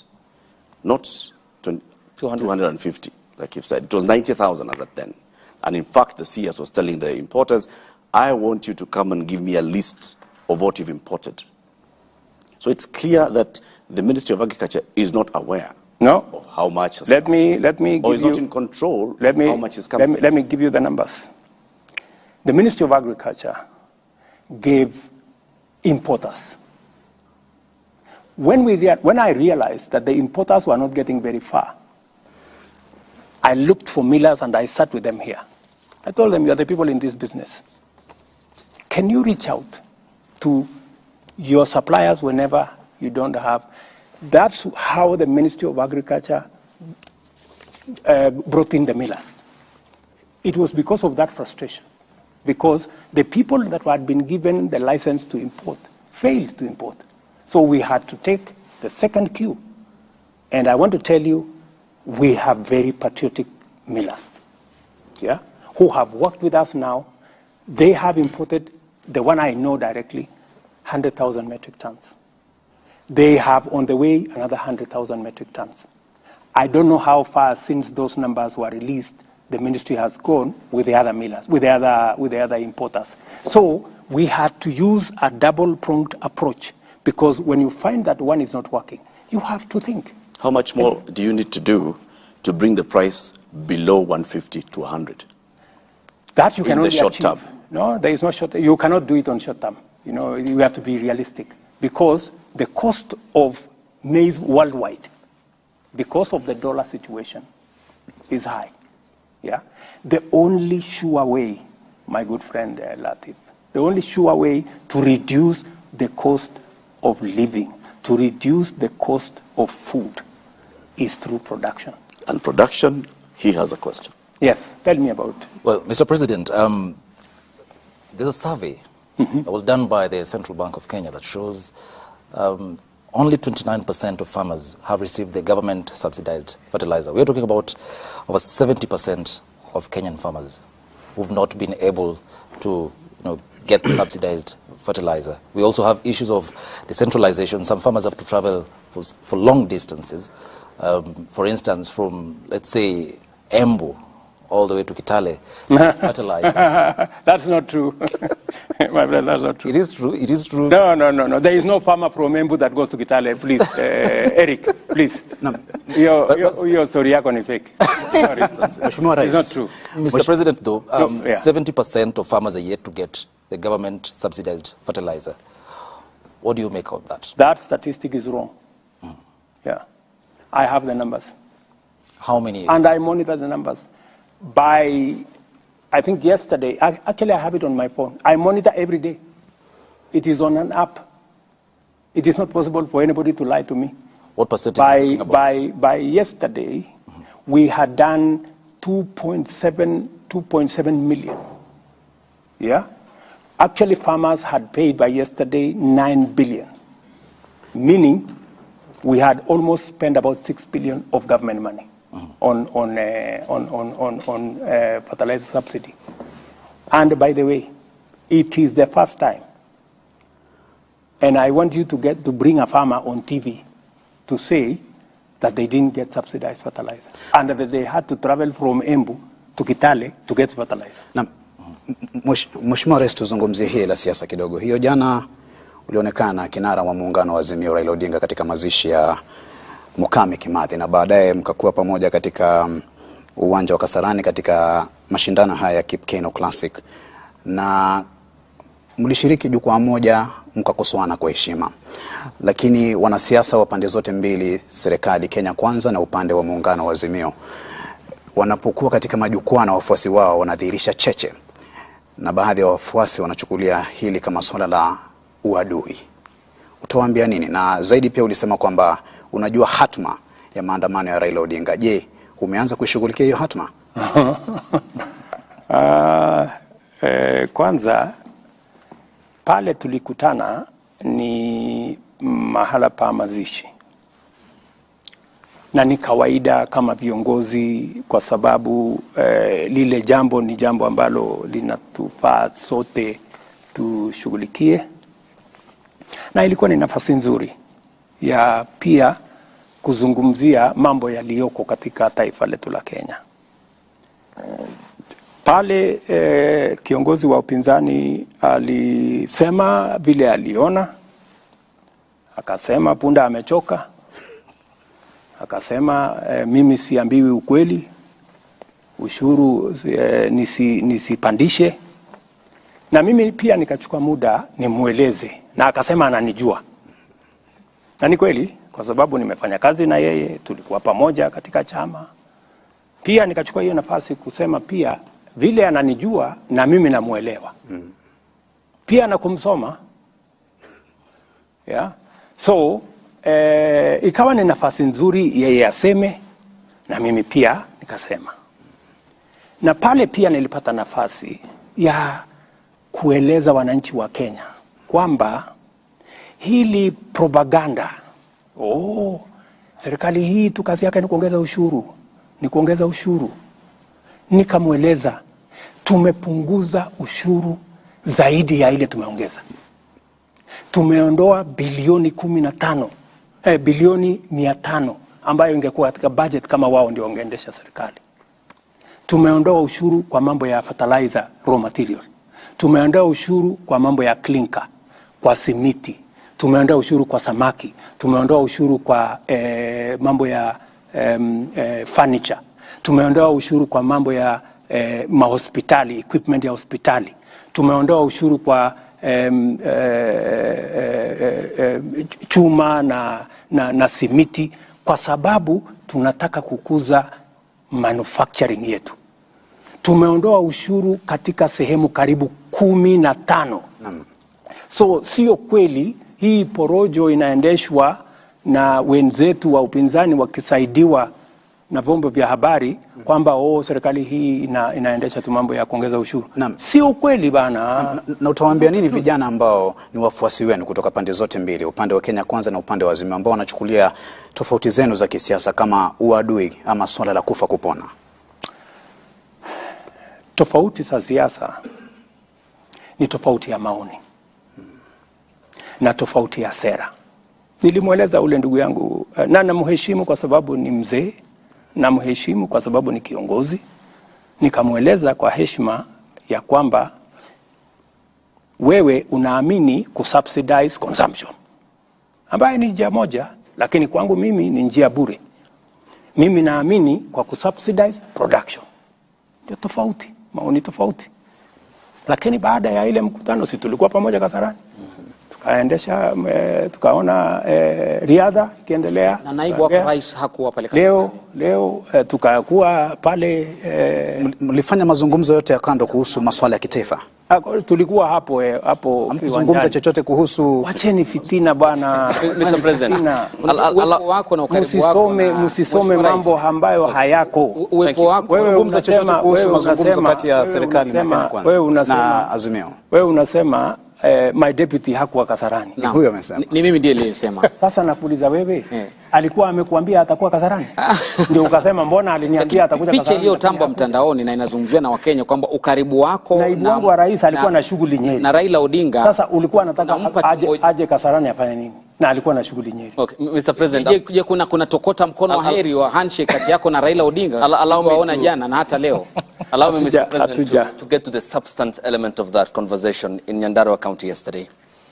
And you premised your government on growing the revenue streams and scaling down on borrowing. That's what you campaigned on. Absolutely. Okay. And I am spot on. Okay. Allow me to quote this treasury data, which shows between October and April, that is last year until April the previous month. Treasury data shows that the new administration, the Kenya Kwanza administration, tapped into loans worth 425 billion Kenya shillings, which is more than 434.6 billion that the Jubilee government borrowed in the same period when it came to power in 2013. You are therefore above by what Uhuru borrowed at the same period by 17.4 billion Kenya shillings. Why the contradictory position? It's not contradictory. Why borrow more? The budget, my friend, we are using is Uhuru's budget. The budget you will hold me to account is the one we are discussing. You know, when you have a budget in place, even if you came into office today, unless you go to Parliament to change the way the budget is funded, you can't. They had budgeted to borrow in that budget. They had budgeted to borrow 1.1 trillion. I came using the supplementary budget. I cut it down by 300 billion, right? But you see, the train had left the station. So the borrowing was more because in the budget that was read and passed by Parliament, it was meant to be more. All I did is that it wasn't as big as they had anticipated. They had actually wanted to borrow $1.1 trillion. Your Excellency, which I cut down. Budget deficit as at June last year for the current financial year, the budget deficit that had been approved by Parliament was 833 billion shillings. Of course, the Uhuru administration was there. That was a false number, because when we came into office, we found that they had not factored about 130 billion of pending bills. They had not factored almost 90 billion that was meant to be given to counties. They were hiding figures. And that is why I want to run a transparent government. I want to run a government that is accountable. I want my minister and my administration to be asked questions. And that is why I believe in accountability, and I want an opposition that will hold the government to account.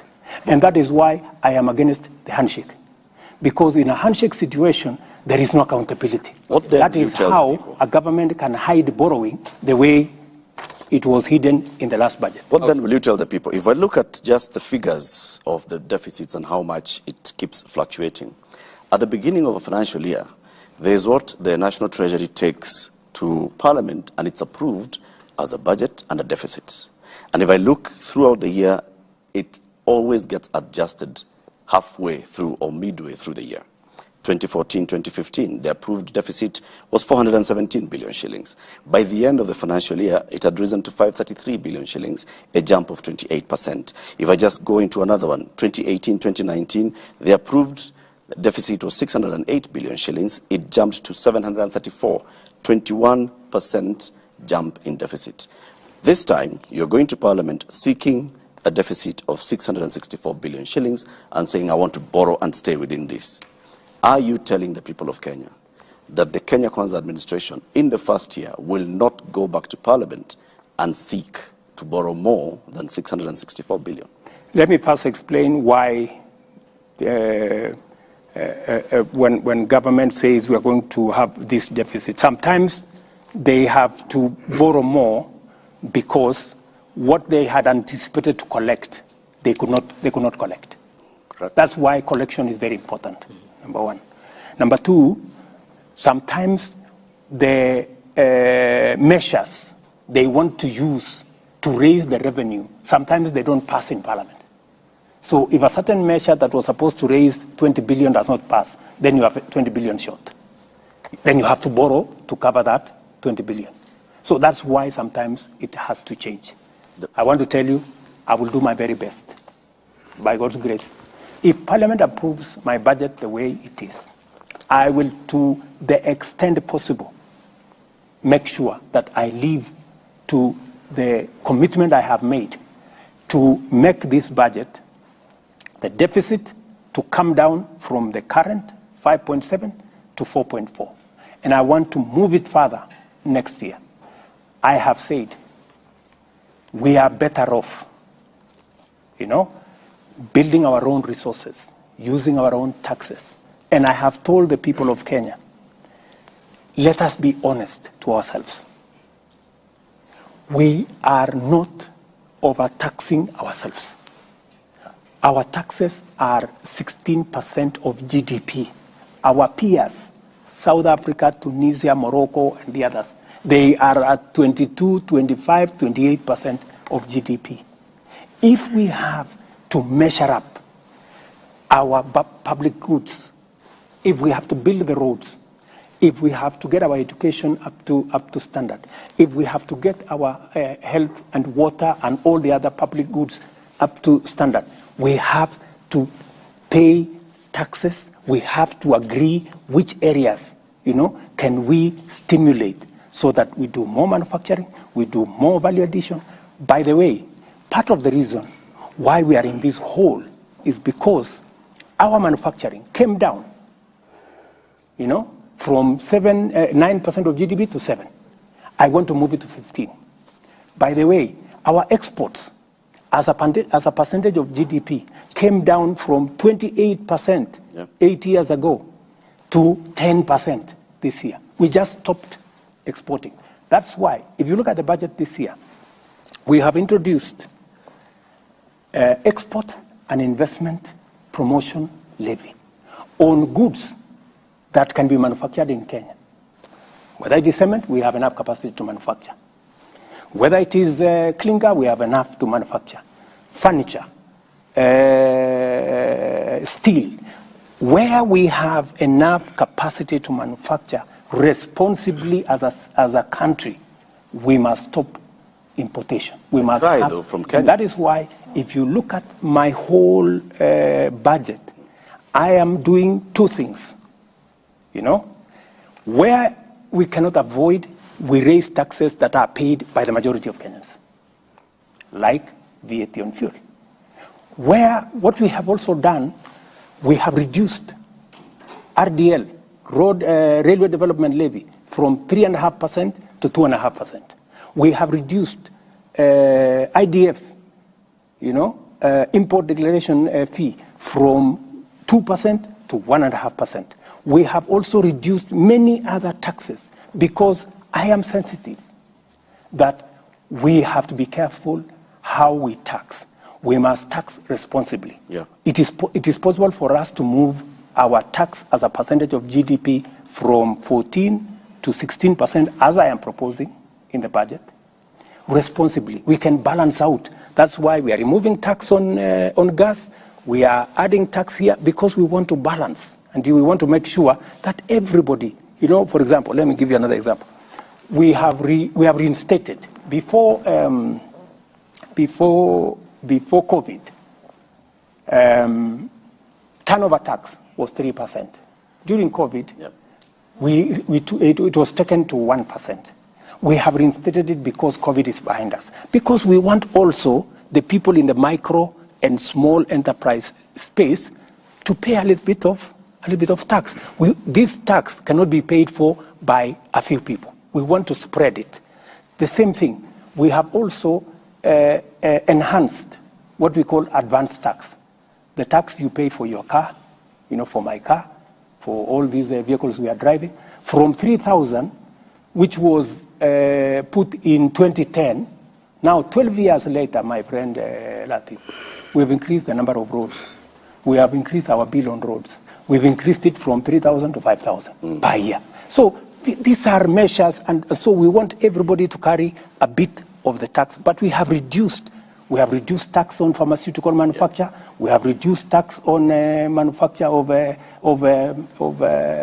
building products, building materials, so that we can also grow our Mr. local. President, the main concern also accompanying all this is a concern from Kenyans, from what they see the government doing, which is what Lofty had asked earlier, the government appearing to spend excessively.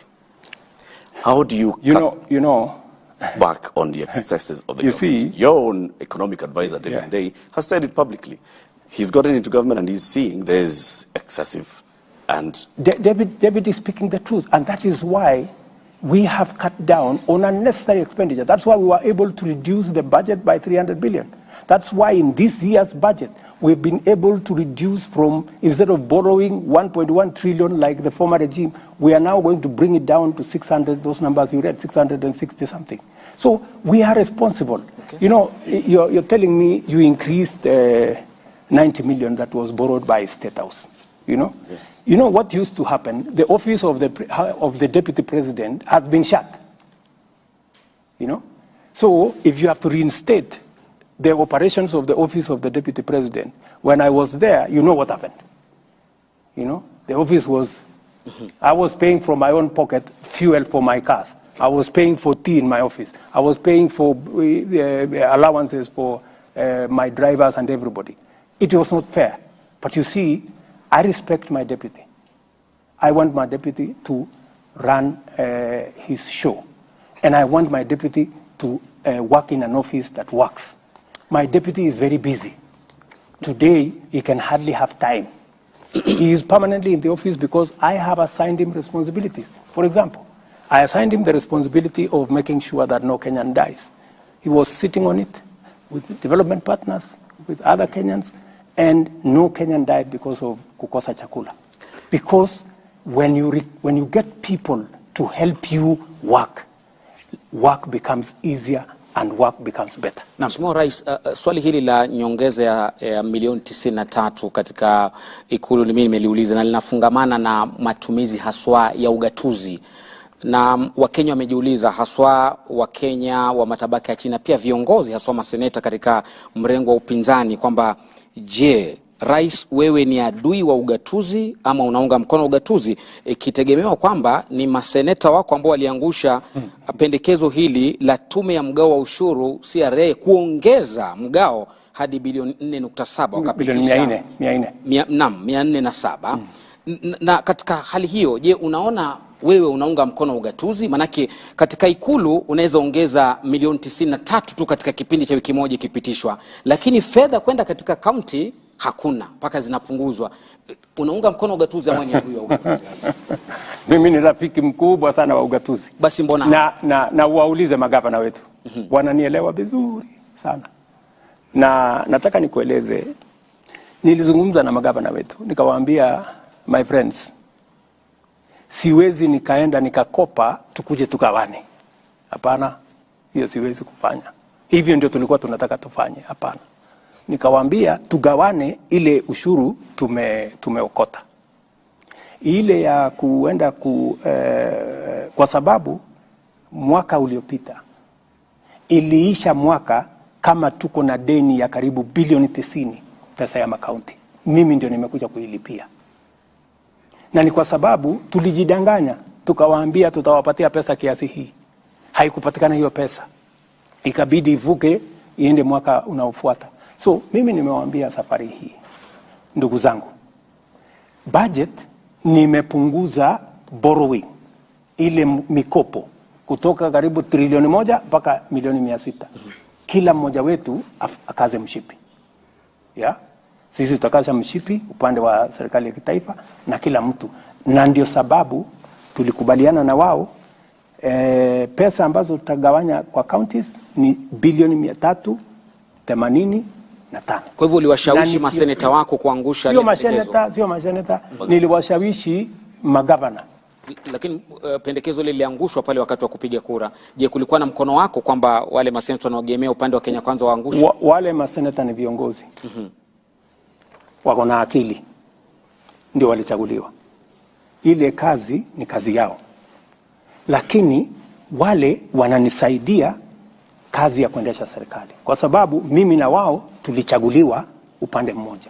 Mimi na wao tuliuza sera pamoja na wao. Kwa sababu ni viongozi wa Kenya Kwanza na wanaelewa mpango wetu. Na wanaelewa budget yetu.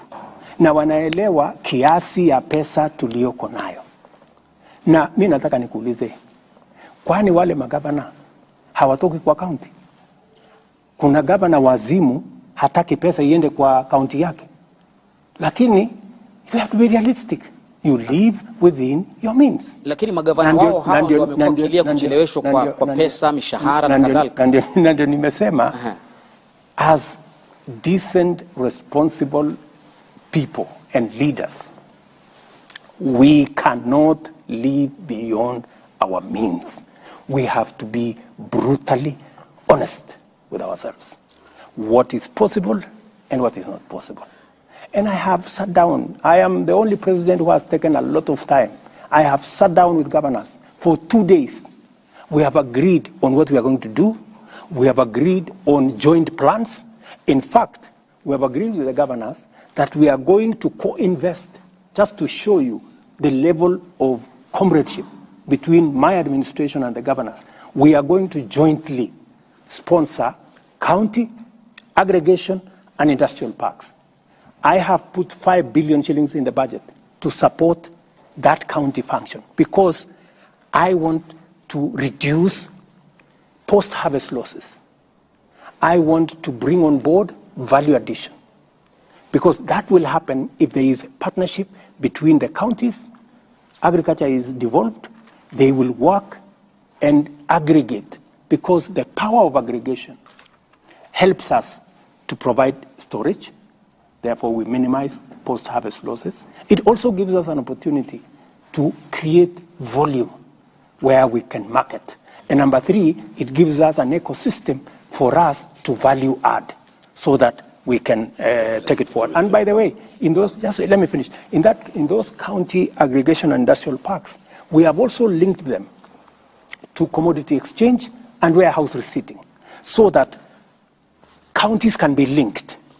So that, because the problem we normally have is there is plenty in one corner of the country, and there is scarcity in another corner of the country. And in between, there is no mechanism of how do you make sure that you close the gap between where you are in another corner, food is going to waste because it is too much and it cannot be absorbed. On another corner, people are dying or people are hungry because they didn't have food. So commodity exchange and warehouse receipting is going to link the county aggregation and industrial park. I have a direct question on that, Mr. President. So 385 billion shillings is the proposal to go to counties as revenue share.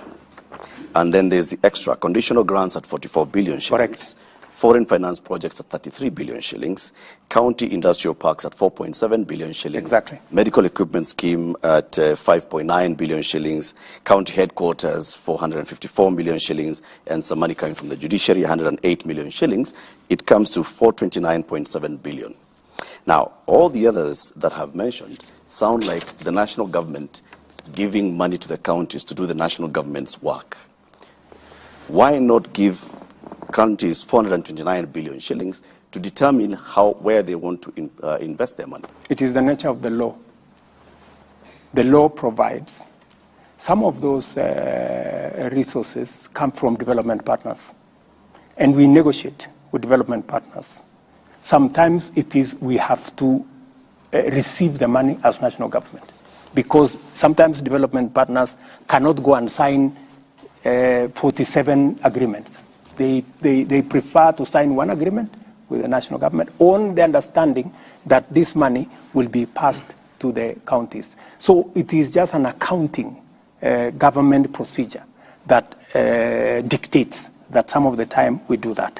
Some of the grants, is exactly what I was telling you. Yep. We are providing 5 billion shillings. 4.7 billion, the one you have read, will go to the county. In fact, that's a county function. It's not a national government function. Exactly. I am supporting the counties to do what they are supposed to do. But I am telling them, I am not giving you extra money. Because I have an interest in the county aggregation and industrial park. Because I want to make sure, because sometimes you send the money to a particular county and they go and decide to do something else. They go pay salary, they go for a trip to where, so that we don't want. They are accountable. They are accountable. They have Precisely. their own means of accountability. Precisely. You should not be determining what they do with the money. Send the money to them. The Senate will discuss the county allocation of revenue Latif, and pass it. That's not how it works. According to the formula by CRA, the money goes to the counties. That's not how it works. Why do you want, Mr. President, the national government to determine what projects are going to be done by functions that are devolved? We have already agreed in advance. We have already agreed. And by the way, I was here with the chair, Anne Waiguru, and her deputy, the governor of Wajir. Day before yesterday, I think, I was here with them. And they came for us to agree what is the procurement model of that particular exercise. And I told them the county will procure. That every county should procure the county aggregation, how it is going to be built. All we have agreed with them. The same way we agreed on the design of all our TVET institutions. We have agreed on one design for the county aggregation. For what purpose? Number one, for standardization. Number two, to avoid another architect going to charge Sijui 20 million because they have gone to some place. And so we are approving one generic design. And that is the design that is used everywhere. We have done it with Tibet. It's very successful. Number three, we have also agreed for purposes of accountability how much it's going to cost. We have done a BQ so that somebody does not go and sit somewhere in Kisumu or in Eldoret or in somewhere and say, this thing has cost sijui 600, 700 million. We know the cost. So we have agreed ahead of time. This is going to be the cost. You procure. This is the BQ. This is the design. There is no other cost. Okay. Mheshimiwa Rais, tukisalia kwenye hili swala la ugatuzi na utendakazi wake, sekta ya afya imekuwa ikikumbwa na changamoto mbalimbali na wengi wanauliza, je, sekta ya afya kweli iko salama mikononi mwa serikali za kaunti? Mimi ninaamini kabisa katika uwezo wa makaunti kusimamia sekta ya afya. Kuna watu wengi wako na msukumo kwamba sekta ya afya irudishwe kwenye national government. Mimi siamini kabisa, kwa sababu mimi nimeona tofauti mkubwa tangu mambo ya afya iwe devolved. Madaktari wameajiriwa, wauguzi, nurses, clinical officers, equipment, ujenzi. So mimi ninaamini kabisa ya kwamba sekta hiyo ya afya imekuwa bora katika mikono ya county governments. Pale kidogo tuko na matatizo, kwa sababu lazima tuseme ni kwamba tuko na matatizo kidogo na wauguzi wenyewe, madaktari na wale manases, na tumekubaliana vile hilo jambo tutalitatua. Na nurses and doctors, they have some legitimate concern. Not actually some, they have legitimate concerns. Ya mambo ya promotion, mambo ya training, na pia counties wako na legitimate reasons. And that is why tumekubaliana na county governments. Tumeketi chini, tukasema we are going to operationalize part of the law that was not operationalized on human resource, that is going to help us jointly with county governments to work on the human resource element. How are we going to make sure that the doctors are trained? When they go on training, what happens? Because counties wanatuambia madaktari 10-20 wameenda training miaka 4, bado wanapata mshahara katika county. Kwa hivyo hawawezi kuajiri daktari mwingine miaka 3, miaka 4. So lazima hapo pia tuketi chini, ni vipi ni wakienda katika training, nani atagharamia hiyo training? Tuko tayari kama national government kujadiliana, tutafanya mgao hapo katikati, tutakubaliana ni vipi, na mimi niko na imani ya kwamba tutakubaliana, kwa sababu we have an interest in doctors being trained. We have an interest in counties being able to provide service. So we must strike a balance. That has been the issue. But to tell you, my dear sister, I am very, I have full confidence, let me say, in the ability of counties to discharge the responsibility of health. Na Mheshimiwa Rais, kuna sekta hii muhimu ambayo pia inataka tuiangazie katika mazungumzo. Just one minute, tafadhali. Sawa sawa. Pia, just to show you how well we are working with the counties, because I believe that reasonable people can arrive at a consensus. We have also agreed with the counties that we are going to have a new paradigm in the delivery of health, that we are going to reduce on curative, we are going to enhance on promotive, and on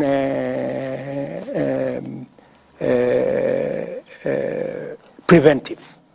Those two, on preventive and promotive. And that's why we have agreed with them that jointly between the national government and the county government, under the new plan that I am pushing, we are going to change what we call today community health volunteers. We're going to change them to community health promoters so that we can pay them a stipend. And we can also equip them.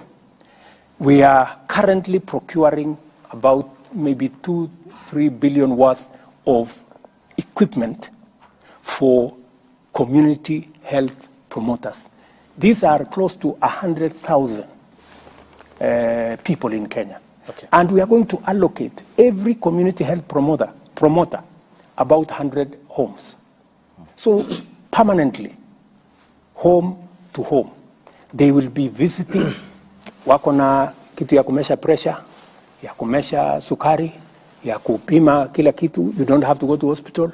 Na mambo ataanza kukueleza hapa kuna matatizo. Okay. Tafadhali enda hospitali, enda pale discuss. Okay, so we are changing, and I am very happy with the partnership we have with the council. Excellency, in relation to that, and my colleague will come in on another note, there is a brewing scandal at the Kenya Medical Supplies Agency, KEMSA. And this is in relation to the bungling of the Global Fund, which is about 3.7 billion Kenya shillings. We understand that the donors are unhappy because of the flaws in the procurement process. And there seems to be systemic corruption that we aren't talking about. And to an extent, you mentioned that during your campaigns of the scandal at the KEMSA, which is the Kenya Medical Supplies Agency. What then will your government do? Because you have talked about the hospitals, the facilities, and the personnel, but there needs to be the medication that will come from this agency. How will you address the problem of corruption at KEMSA?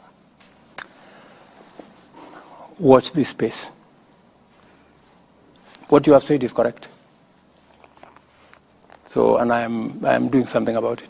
I don't want to speak about it now. We'll see results then? Yes, you will see results. Mr. President, I want to give you my commitment. I will clean up KEMSA. Whatever it takes. Mr. President, whatever it costs, I will clean it up. Related to that, what is your philosophy really about corruption in the country? Do you think it's a big problem? And the people, the high-profile people who had cases before you came to power, and we've seen the Directorate of Public Prosecutions dropping their cases. From where you sit, do you feel they are innocent? It is not for me to judge anybody to be guilty or innocent. Some of them are your allies. The commitment, even if you are my friend, how do I know whether you are corrupt or not? You know, even if you are my ally. So the ability to judge whether one is innocent or not is with the criminal justice system and the investigative agencies. Okay. The commitment I made to the people of Kenya is that I will build the institutions that will deal firmly and decisively with corruption. It is not going to go away in one day. We will have to put up a real fight. And as I do it at a personal level, we have to support the institutions that will help us deal with it as a way of ensuring sustainability. That is why I said the financial independence of the DCI, of the police, of the investigative agencies must get out of the office of the president. Let them run their budget, investigate whoever they want. And I have been very clear to the DPP, I have been very clear to my friends at EACC not to call me on any matter. And I also promised them I will not call them on any matter. Let them prosecute everybody that they want to prosecute. There were days that because somebody is senior or the president has to be informed, I told them I don't want to be informed. If somebody has been found guilty of anything, they should be dealt with in accordance with the law.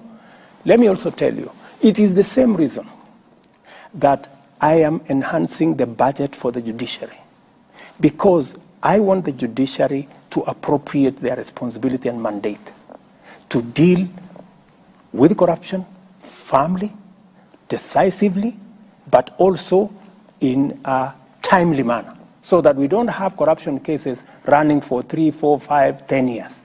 They must be dealt with expeditiously. And that is the clarity that I have made to the judiciary, that we respect their independence. The Chief Justice is free to call me whenever she has called me a few times to discuss with me. She wants additional charges. I pushed to Parliament that let us have an additional 70 charges. Parliament went and reduced it to, I think, 50, which is okay. It's a good start, you know, because I think we need more men and women in the judiciary to adjudicate on all cases, including corruption cases. She came to me about the budget. We came and discussed with her the areas they wanted in the budget. They wanted this small claims court. We provided the funding for it. the first ones in Nairobi. We gave them the resources to make sure that they begin the small claims court and another hustler court. It's a smaller court. I don't know whether I'm saying the right one, but that one. Because she said she wants to do bottom up. Small claims court. Yeah, so we provided the resources for it. She came back to me and told me she wants to complete, I think they have about 20 different buildings in different places for courts around the country. That's why I have put money. Because that's why I have given them an extra 4 billion shillings, because it is my commitment that we should build the capacity of the judiciary to be able to handle cases. We should build the capacity of the DCI. We should build the capacity of the EACC so that they can do their job. I cannot do everything. I'm a human being. That's true, Your Excellency. With the capacity also comes responsibility. Yes. Those officers that you've mentioned are the ones that have been involved in what we can call the debacle about dropping of cases. The DPP goes to court and says, I was expecting the DCI to give me more information. The DCI has not given me more information, so I have nothing to take this case forward. The Controller of Budget went to Parliament, and she actually also spoke about what happened with regards to the Telecom Kenya payment. Now, these are officers who they're independent constitutionally, but they have sworn an oath of office on how to do their job. Do you think they ought to take responsibility for these actions, for taking somebody to court over 8 years, no prosecution proceeds, and then a case is dropped on account of, I do not have evidence? They are the best placed to answer those questions. And they should answer those questions. I mean, if you've taken somebody to court for 8 years, and then you actually did not have a case against them, it was orchestrated, it was malicious, you have something to answer, because my understanding from what I have seen in the courts is that there are people who have been taken to court and the cases have never moved, from day one. The cases have never made even a step. And it is the reason why I asked Kinoti to resign and leave. Because he was involved in the exercise of politicizing the criminal justice system. Is that sufficient? Which is unacceptable to me. Which is unacceptable to me. So, and you can ask Mr. Amin. You can ask the new IG. He rarely receives a call from me on anything because I want them to do their job. My friend, I have a job to do here. I wake up early, I sleep late. I don't have time to go and do the job of a policeman. Mheshimiwa Rais, I don't have to go and do the job of a judge. Let them also do it. Naomba nilete swali lake karibu na wewe. Wakati wa maandamano ya Azimio wiki ya pili, wiki ya kwanza haswa, kuna wajumbe 5 wa Azimio ambao walikamatwa, akiwemo seneta wa Kilifi Stewart Madzayo, mbunge wa Malindi Amina Munyazi, mbunge wa Kilifi Kusini Ken Chonga, Opiyo Wandayi na wengineo.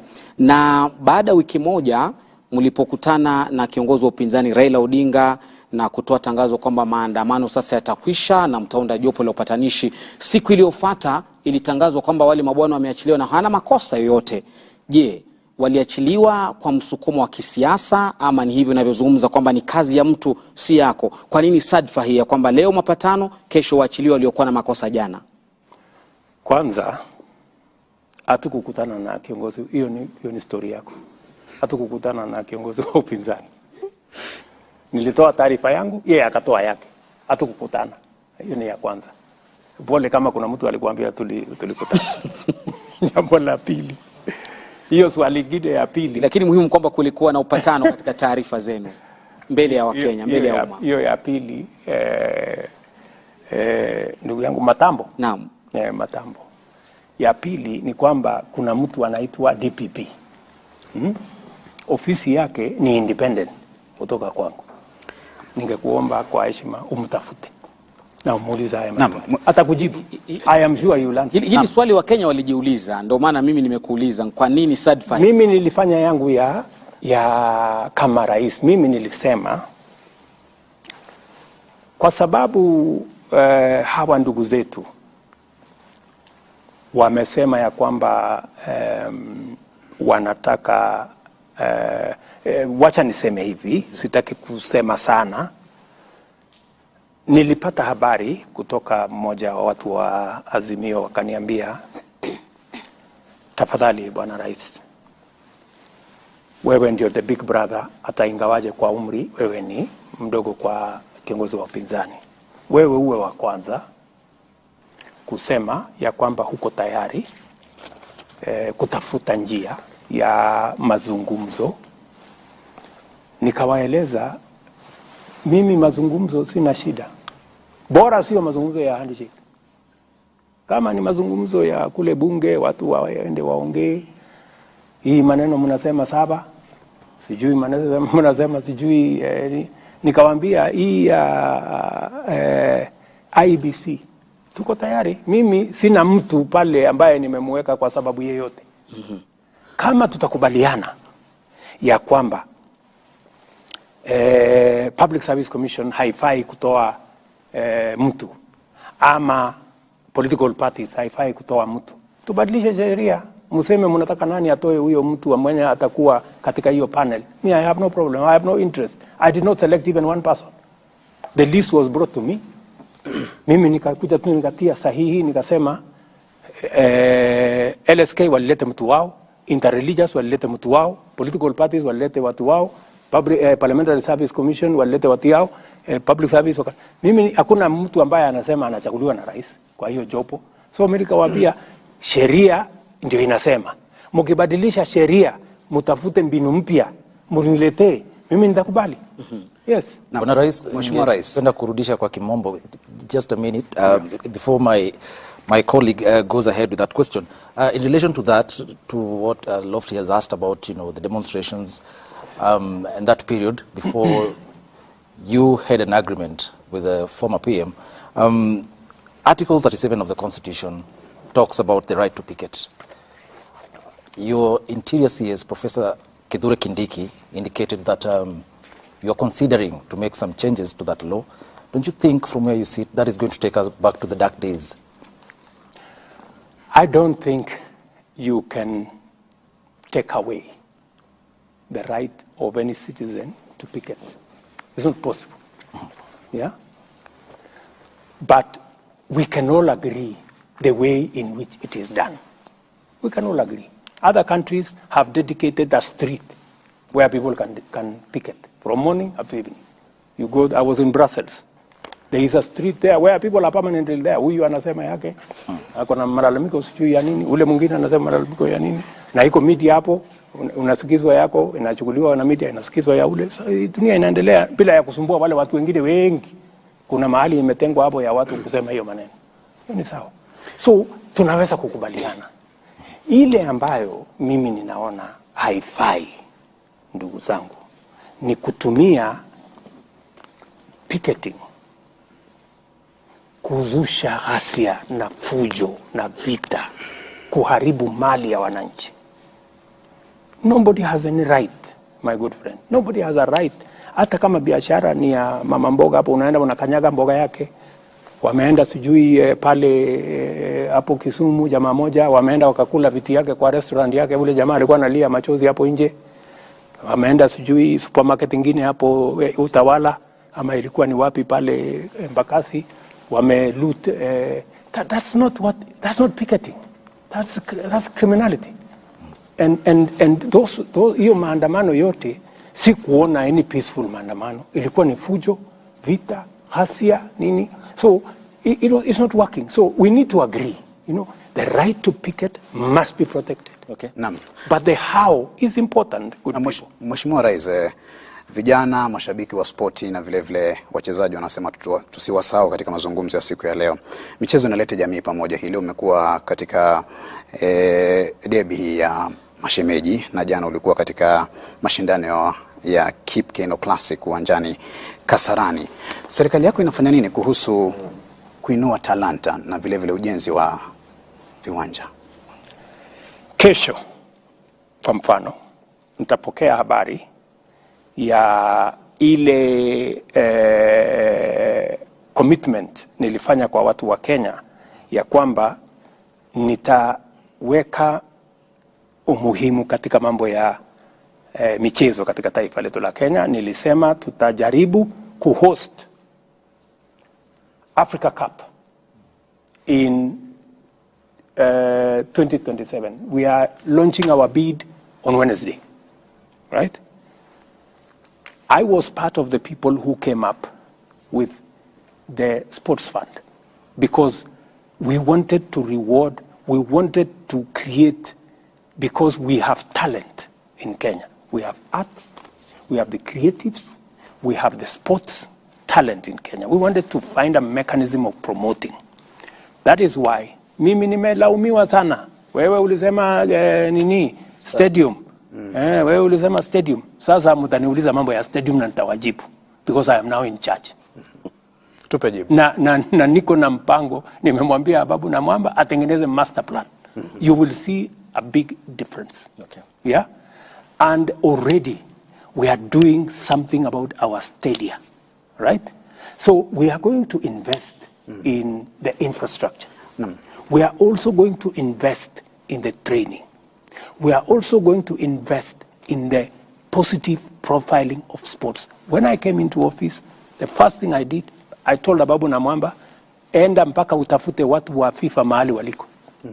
We cannot continue to have our country banned by FIFA. And within 4 months, ban yenye ilikuwa hapa for 2 years, we removed it. Today, we have come back. I also told Ababu na Mwamba, we were almost being banned, mambo ya athletics, kwa sababu ya mambo ya doping. We have invested $5 million, almost 600 million shillings, to make sure that we have the ecosystem to test our athletes. I think they do it now almost every week. Okay. To make sure that doping is not part of our sports. So I am very clear on where I want to take sports. In fact, you heard me announce that we are going to have a bottom-up tournament from the ward. Yenye tutafanya finals tarehe 12 December, because we want to grow sports. I have also said, Abdi, that how do we positively profile, kwa sababu watu walikuwa wametoroka hata kwenda kiwanjani. Yeah? So I am now going to work with KBC. I am going to talk to CA. I am going to talk to various sponsors so that we bring back the televising of all our sports, of our tournaments, of our league, and provide additional resources so that we create the unity, as my good brother here has said. All right. Sports brings us together. Okay, thank you, Mr. President. And allow me to take you back to the event in Nyandarua County yesterday. You were deputy. We were talking about taxes. Okay, of course we did. Yes. And not about taxes in relation to that. Okay. Because it's still about running of a government. Yes. Your deputy is on record in equating Kenya to a shareholding company. Yesterday he talked about state appointments, and he talked about it while you were there. I don't want to quote him verbatim. In regards to state appointments that you make as the commander-in-chief and the symbol of national unity, is it a right for others and a privilege for the rest, yet your government expects all Kenyans to pay taxes? It is a right for every Kenyan. What do you say about the sentiment by your deputy? My deputy is a very eloquent person. It doesn't matter the eloquence. I suggest... Is Kenya a shareholding company? I suggest you go and ask him those questions. Okay. He's a very capable Kenyan. All right. It's straightforward question. And I am sure he will not shy away. Okay. He knows how to handle those questions. And but I can give you my commitment. Mr. President, let me just pause you. You will proceed. I'll give you the time. You'll answer me. Okay. Allow me to ask you the question. Okay, Abdi. The presidency is a symbol of national unity. Correct. You all represent us, isn't it? Absolutely. What's your view? Is Kenya a shareholding company, or as the Constitution establishes, a secular state where we are all equal before the law? All Kenyans are equal before the law. When it comes to political appointments, right? everywhere in the world, there are certain considerations you make. There are people who support you, and they have legitimate expectation. That's why they support you. So, when you're making those appointments, you have to consider national balance. You have also to consider your support base. It happens everywhere. Let me tell you, some people take it to the extreme. You can never accuse me or this administration that I have taken my daughter or my son or my relative and made them an MP or made them a minister or made them something. I will not do that. Yeah? I will not do that. Our competitors do that. They go take their children, they take them here, they take them there, they take them. That I will not do. Because I understand where I am coming from. Right? Let me also tell you the following. Sometimes, because of our, obsession, allow me to use that word, it's a bit negative, because we are too much interested in this tribe, this guy is this tribe, this guy is this tribe, this guy is this tribe. We get too absorbed in tribe identity, identity politics. It's time we transited from identity politics into politics of interest. Abdi, the 36,000 housing units that I have launched for construction, there are close to 100,000 Kenyans working. There are Kenyans from all over the place. Nobody asks them when they go to those construction sites as quantity surveyors or technicians or electricians, or nobody asks them which tribe do you come from. I was in Homa Bay to launch the same. And this program of housing is going to be in every corner of the Republic of Kenya. We're going to make sure so that we begin to walk away from 3, 10, 20 appointments. We are so obsessed. It's because of this scarcity. We are so obsessed with 10 people or 20 people.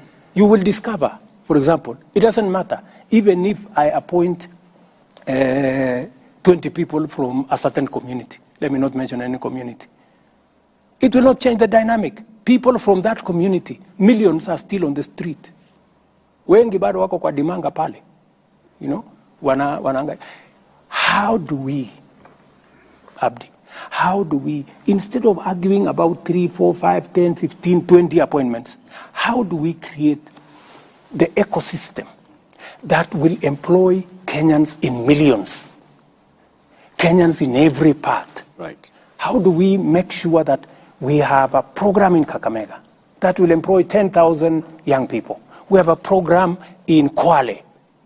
That is the program I'm looking for. And that is why, Abdi, I am telling you, and I want to persuade my fellow countrymen and women, please, let us invest our resources in projects and programs that will create 3, 4, 5 million jobs for the people walking in our streets, our own children, our own blood and flesh walking the streets.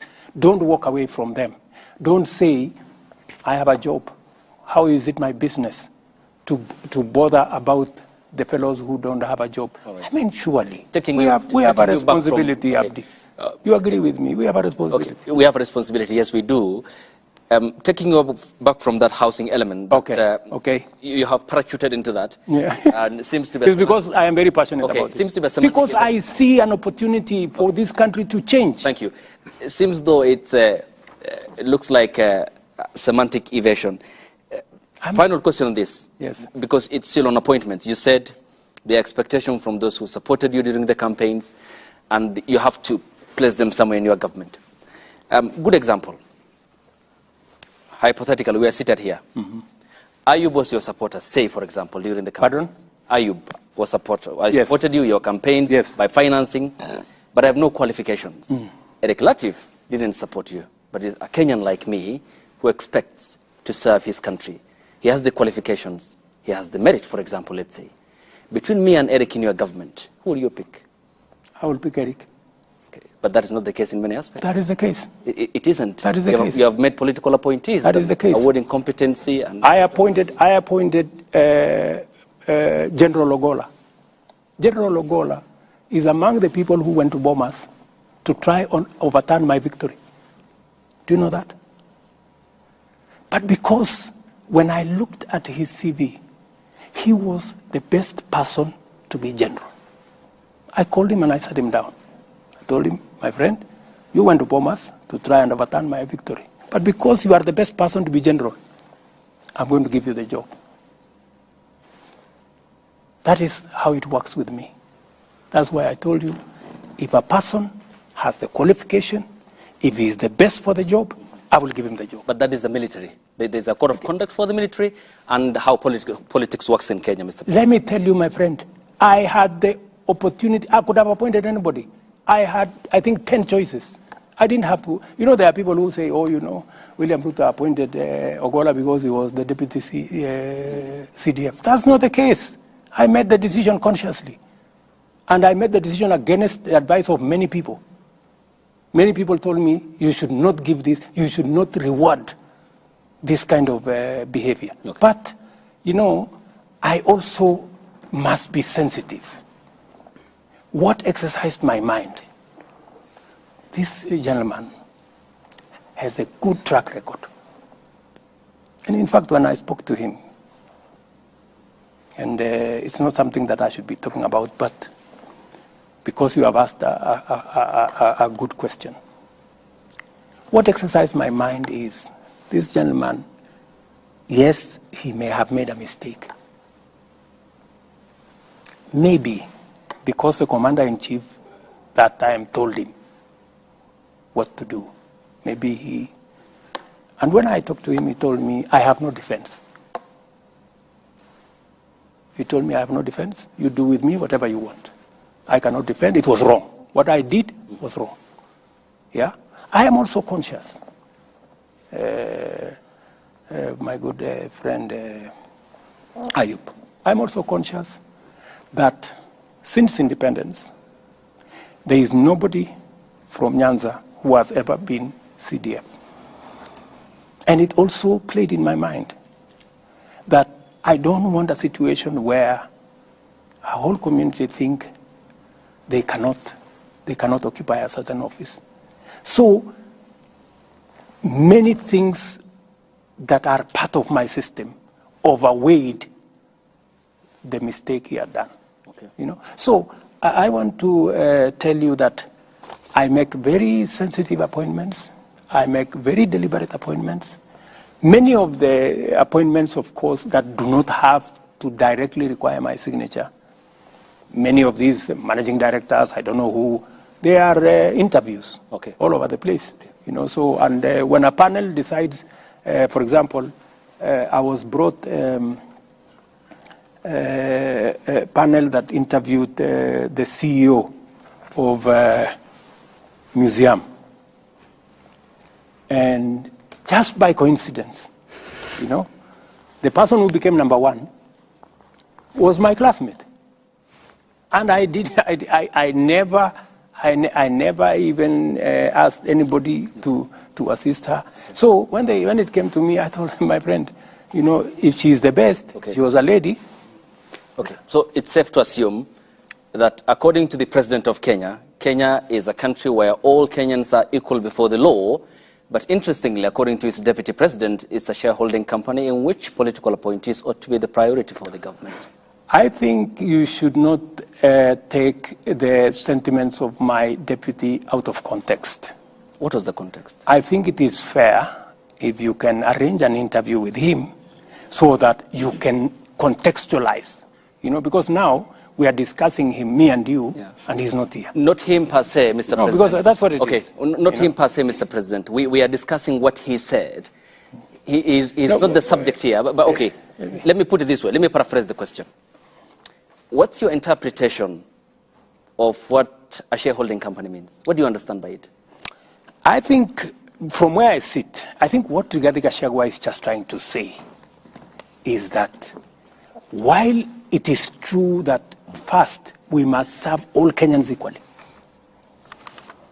we must, to the extent possible, spread appointments across the country. And that's what I have tried as much as possible to do. If you look at my PSS, I think I got PSS from 41 counties. If you look at the CASs, I got CASs, I think, from 45 counties.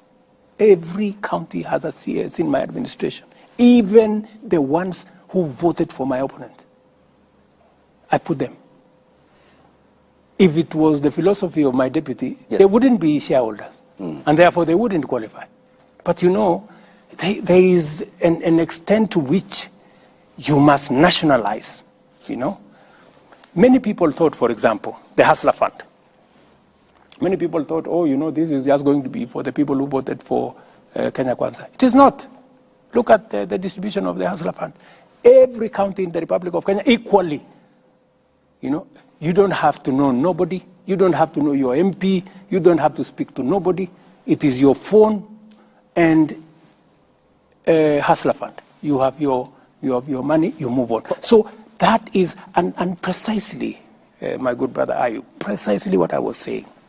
Instead of arguing about 20 appointments, 15, I don't know, this community, that community, why don't we bake a bigger cake? Why don't we create 1 million, 2 million jobs so that everybody has a piece of the pie? And that is what I am asking my good people, the people of Kenya, to help me, you know, invest in these programs.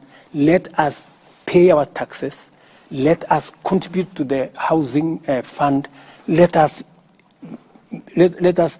those of us who have a job, let us not hold those who are without a job in contempt. They have not committed any crime. They are not lesser human beings. It is just that they don't have the opportunity me and you have. Let us do something about them also feeling part. Mheshimiwa, kabla mwelekezi wetu ama kiongozi wetu kumalizia, naomba tu ukate mzizi wa fitina kwa swali lake Ayub. Kwa hivyo sasa hivi unaweza kuambia Wakenya kwamba matamshi ya naibu wako unayakana na kuyakashifu kwamba serikali yako si kampuni ya hisa. Haya ni mambo yako. Kwa hivyo unamuunga mkono basi. Haya ni mambo yako. Tuambie je. Nimewaambia, you know, yule bwana ni mtu mwenye ako na anaweza kujieleza. Mbona nyinyi mnakuja kumleta hapa, kumleta kwa mjadala hapa? Mumemuuliza yeye akakataa kuwaona. Tumeleta maneno yake. Mbona mnaleta maneno yake na ni mtu mzima? Kwa sababu ako na akili timamu. Wewe ndio kiongozi wa serikali.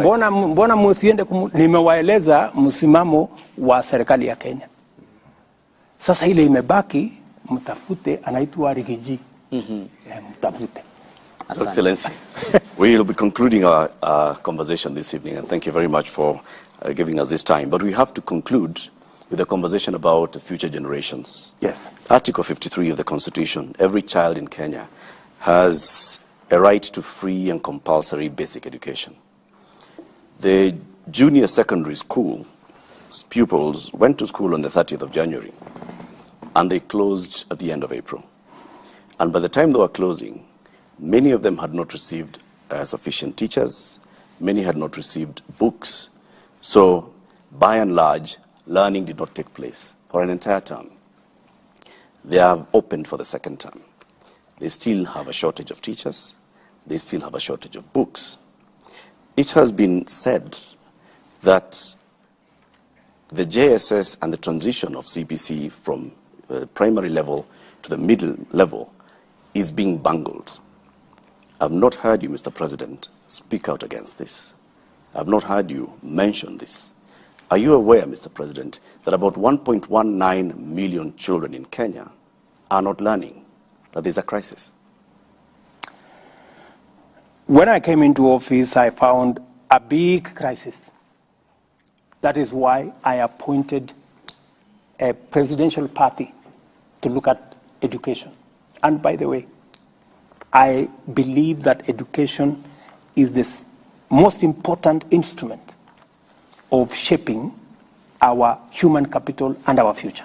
Because the biggest asset we have as a country is the human capital. That is what makes Kenya what it is. And education is the one that sharpens our education, our human capital, beginning with primary school. When I came into office, what did I do? I quickly appointed a presidential party to work on it, and I made certain decisions. I reversed the decision that these kids go to a secondary school. Because in a secondary school, there was going to be need to build an extra classroom. When we had already a classroom, we would have a bigger crisis if we had gone that route. We already have a classroom in the primary section. I said they should be retained in the primary section. I also made the decision that it is not necessary to change the uniform. Because many of them, we have a problem there of uniform. I don't know how uniform costs, 4,000 to 5,000. I don't understand that. 20,000, Mr. President. 14,000, I don't know. So there is a problem there. There is corruption. We must deal with it. And that's a subject for another day. So I made that decision. I also made the decision to hire 35,000 teachers, the largest ever, right? Because there was a need. I went ahead because that whole education ecosystem, we are working on refining the CBC to make sure that it is not overloaded. We've agreed on some of the elements.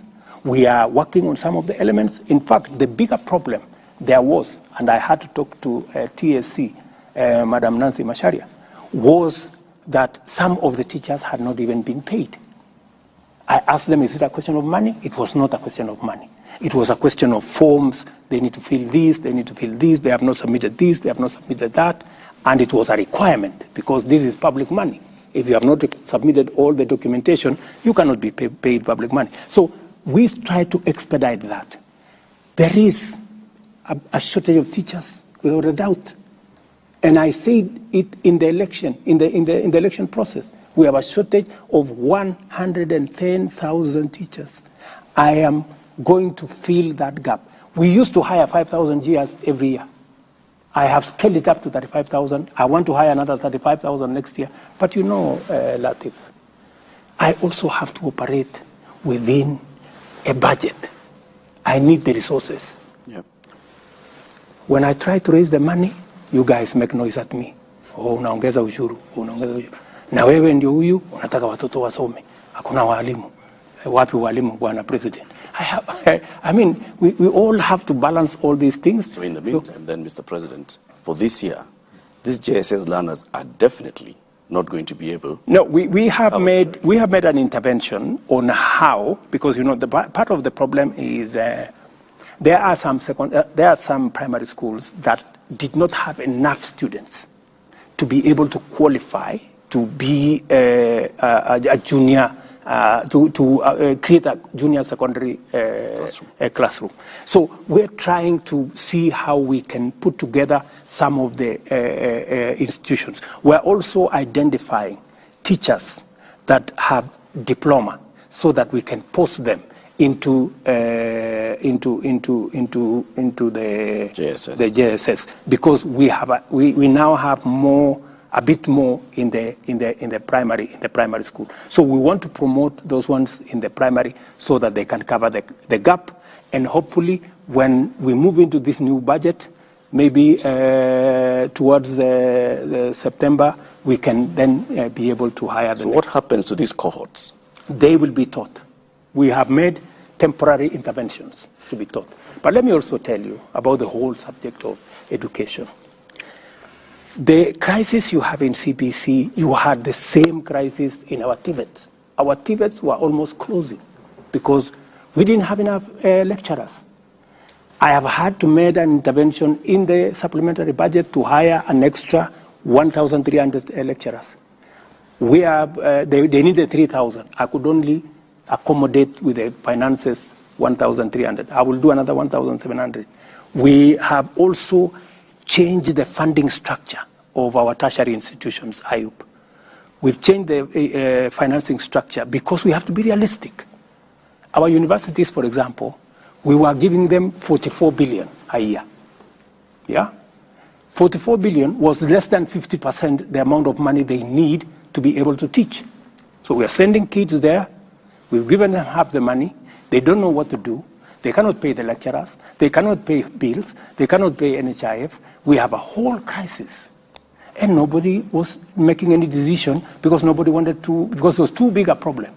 So when we came into office, I asked my economic team, call the vice chancellors. We sat down with vice chancellors. We told them, gentlemen and ladies, let's have a conversation. You know, we have to be realistic. What's going to happen? So we sat down with them. We sat down with the presidential party. I have had like maybe 8 meetings, 2 or 3 hours in my office here on that one subject. Finally, we came up with a funding model, yeah, where 30% of the students, especially those who come from families, about 45,000 students, scholarship fully paid, you know. And we changed the funding structure from giving money as grant to the university to giving money to the student as scholarship, so that we know who and how many. And every student now has to apply for that scholarship. We have a means testing instrument, which has worked for 25 years to determine who can qualify for funding, who does not qualify for funding. 45,000 students will get 100%. That's about, I think, 29% or thereabout. The next group, I think about another 25 or so percent, will get almost 85% scholarship, and part of it will come from loan. They will take a bigger loan, which they can pay later.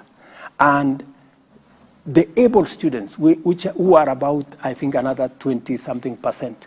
My child, Ayub's child, maybe yours has not gone to university. And, I mean, those are our kids who go to these academies where we pay 300,000, 200,000. We've now said they must pay a little bit fees in the university, between 20,000 and 40,000 a year. And we've moved the funding from 44 billion to 82 billion every year. The celebration that was here by the vice chancellors was amazing, because they've always wanted to have this conversation. Nobody was willing to listen to them. We have moved the funding for our TVET from 5.2 billion shillings to 10 billion.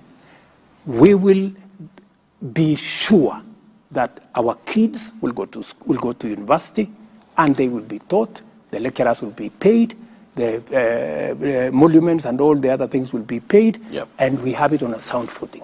I can tell the country from where I sit, the mess we found in primary school, in our TVETs, in the universities, is sorted.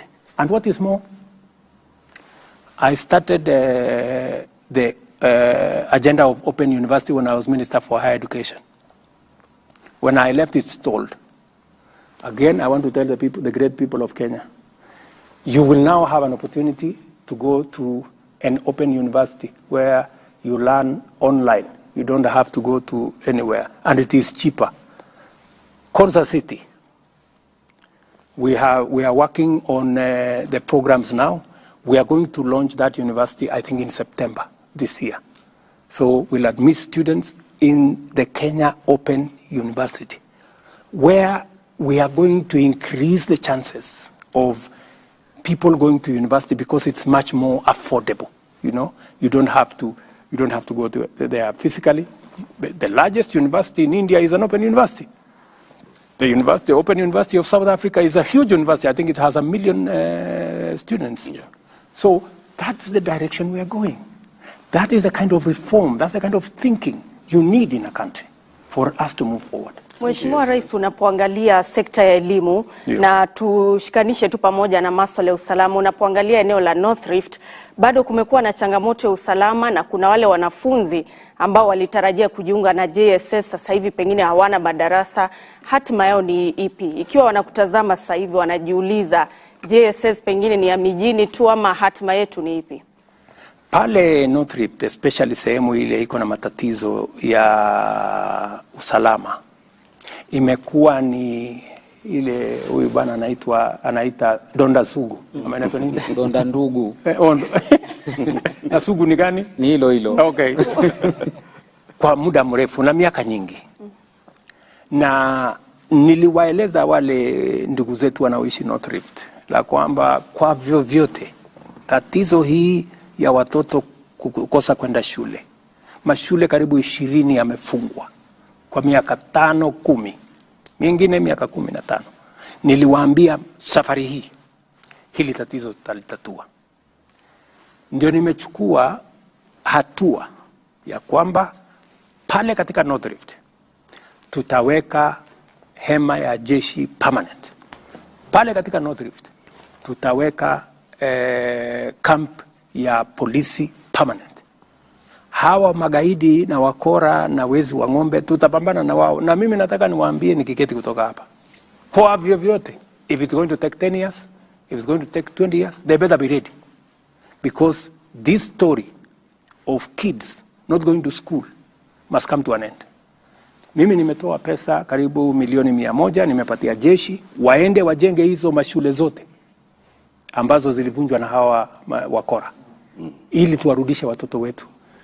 I'm going to get a report next week. I spoke to actually Machogu this morning. I'm going to get a report next week. Mahali wanajeshi wetu wamefikisha, because our kids must go back to school, and we are going to deal with the challenge of insecurity in the North Rift, whatever it takes. And I have made that commitment as the president of Kenya, that North Rift we must get rid of this insecurity in North Rift, because North Rift once and for all. Yes. Naomba mheshimiwa tumemboa time imeisha. Muuliza swali la mwisho. Naomba tu kuongeza bizari kwenye swali lake Nancy la masuala ya Baringo. Naam. Okay. Ni kwamba kuna shule moja inaitwa Ngeleche na nyingine inaitwa Rugus, bado hazijafunguliwa na zinatumika zingine kama vituo vya kuwafunza wale wanajeshi ama polisi wa akiba. Ni miezi 3 sasa ama 4 katika operation hii ambayo inaendelea, na Wakenya wanasema hawajaona matunda yoyote, kwamba watu wameshikwa ambao ni magaidi na wale majahili katika eneo lile. Ukijibu hilo, ni juzi tu waziri wako wa usalama wa ndani Kindiki Kithure alikuwa katika eneo la mpakani mwa Somalia, Ethiopia na Kenya kukutana na mawaziri wengine, na kuna mpango kwamba eneo ambalo lilikuwa limefungwa kwa zaidi ya miaka 10 huenda likafunguliwa. Ni kwamba katika ukanda huo sasa kuna usalama, mmepambana na magaidi vilivyo kama serikali, ama namna gani? Ni kweli. Nimeenda by the way mpaka hiyo shule ya Rugus. Na ukienda pale utapata matatizo sana, ukiyaona yale mambo yako vile mambo yalivyo pale. Na ndio sababu niliamua ya kwamba kwa vyovyote, hata kama itanigharimu nini, lazima hii jambo tulitatue. Ni kweli kuna mashule, nafikiri kulikuwa na mashule karibu 20, nafikiri there are almost 5 or 6 schools that are not yet open, because some of them have not been repaired. Wengine wazazi walihama, watoto walihama, so lazima tuweke kwanza usalama wa kutosha, ndio wale watu warudi pale, ndio tuweze kufungua shule. Ile hakikisho mimi nataka nitoe ni kwamba serikali ya Kenya itahakikisha ya kwamba kwa vyovyote tukitumia jeshi la polisi, tukitumia askari wa ziada, ama ulisema wanaitwa nini? Akiba. Hawa wote tutawaweka katika hiyo mchanganyiko mpaka swala hili la usalama lipatikane. Pale mpakani tumezungumza na serikali ya Somalia, tumezungumza na IOM, nilikuwa na wao hapa juzi, na tukasema kule kufunga kwa biashara mpakani kuna wafanya magaidi kuona ya kwamba wamefaulu. Ni vipi tunaweza kuhakikisha, unaweza kuweka ya kwamba hali ya kawaida ya maisha inaendelea hata pale tukibambana na magaidi. Kwa sababu kule kufungwa kabisa kwa mpaka, makes it look like the criminals have succeeded in blocking people between our two countries, trade between our two countries. And as a result, smuggling, and illegal things are going on. It is better we have a formal border where taxes are being collected by Somalia on the other side, Kenya on this other side. Because in the absence of a border point, it means there is nowhere, so you will still find products moving from here to there, but there is no mechanism of checking whether the products meet standards, whether taxes have been paid. So it is good to formalize a place where people who are genuine can go there and be able to present themselves, present their goods, pay taxes, do business, so that we can deal with the criminals outside that formal engagement. Shukran kwa kukubali bizari yangu kwenye Asante sana. Mheshimiwa Rais, naona tumetumia muda wa ziada, muda wa akiba, muda wote. Thank you very much for speaking to us this evening, Mr. President. We have not exhausted the list of questions that we had from Kenyans, but we've even extended some time so we can get some more time. Can you allow me 1 minute?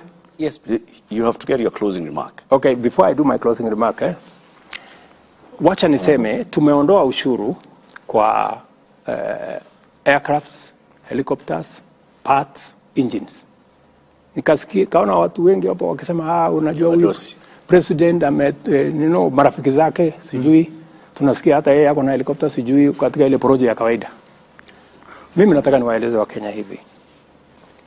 Tumeondoa ushuru kwa mambo ya aircraft kwa sababu Wilson Airport na Kenya is I think the second or third or fourth busiest airport in Africa.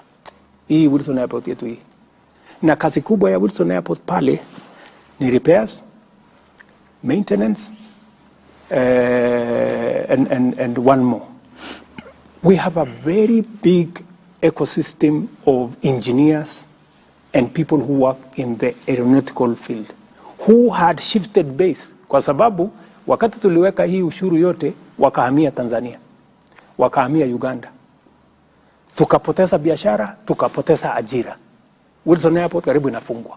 So the same industry players kutoka Wilson Airport walikuja wakasema, jameni, mbona sasa mnatufanya tupeleke ndege zetu Tanzania ama Uganda? Na hapa ndio tuko na engineers, hapa ndio tuko na specialists ambao wanaweza kutufanyia hii kazi. It was purely because we are protecting our jobs and we are protecting our business. So that's the reason. And every other tax that I have put, it is reasoned out. And by the way, I sat in this room with every ministry, every PS, myself, with my team, to interrogate the budget. Because I have to own up and take responsibility for everything that this government does.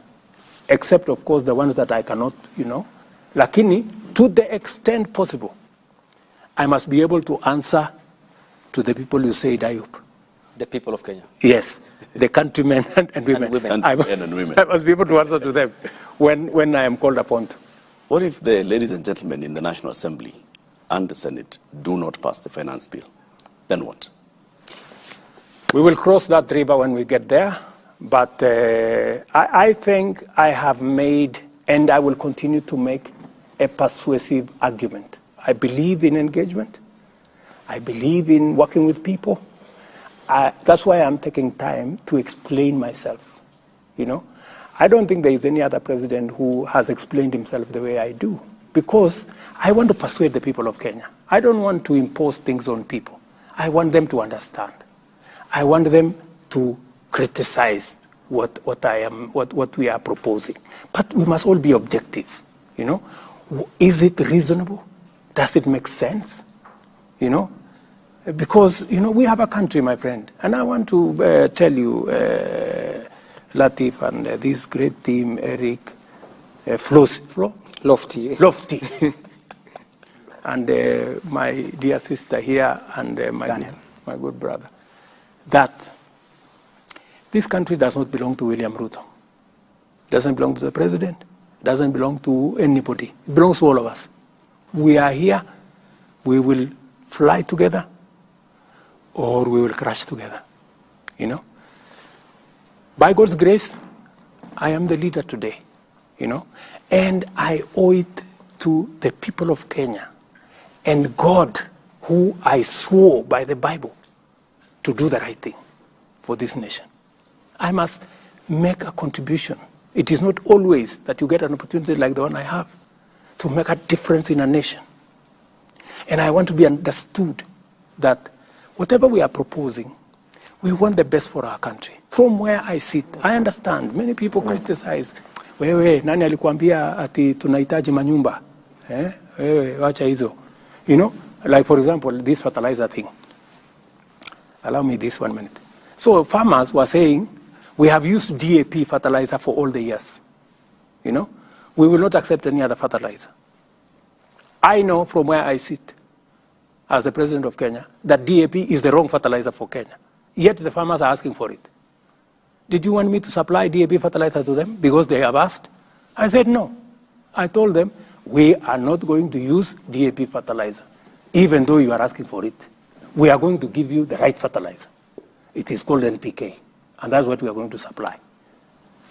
Many of them, today, the same farmers, you see them standing in the middle of their maize and saying, oh, this is very nice. You know, this fertilizer is very good. They're the same ones. Because I cannot do the wrong thing because people are asking for it. No, I have to do the right thing. You know, I better be criticized. I better be what? But I must do the right thing. And precisely why I am telling my countrymen and women, let us have a positive, honest conversation. We want to change our country. It's going to take all of us to change our country. Let us not say, because I am in a privileged position, it's not my business. It's not my responsibility. How is it my business? I mean, that's not how to belong to a nation. You know, a nation, a society is measured by the quality of goods that are available to everybody. It is not measured by what the rich have. No, it is measured by what everybody can access. Education. How are we going to make sure the plan we have to raise to 80 billion becomes, how do we deal with our health? How do we deal with our roads? How do we deal with our water? How do we deal with our electricity? How do we deal? That is what we must do collectively, and that is why we have a government. It is my plea to the people of Kenya that they listen to what we are saying. Thank you, Mr. President. Thank you very much for giving us this opportunity to speak to Kenyans and to also respond to questions. This, of course, goes a long way in entrenching our democracy, and will continue holding you accountable for the words that you say. By all means do. And the deeds of your government. Yes. And continue asking me the difficult questions. It is good. It's good for me. That is our job. Yes. Good for democracy. Yes. Good for openness and transparency. No problem. That's our job. Wewe fanya kazi yako, sisi tufanye kazi yetu. And thank you very much for tuning into this conversation with His Excellency President William Ruto this evening. Thank you for all the questions that you had shared with us earlier. Unfortunately, we were not able to pose all the questions, but we hope that you've gotten sufficient answers to the questions that we have asked and the answers that the President has given. Asanteni sana. This has been a joint broadcast of several media houses. Have a good evening.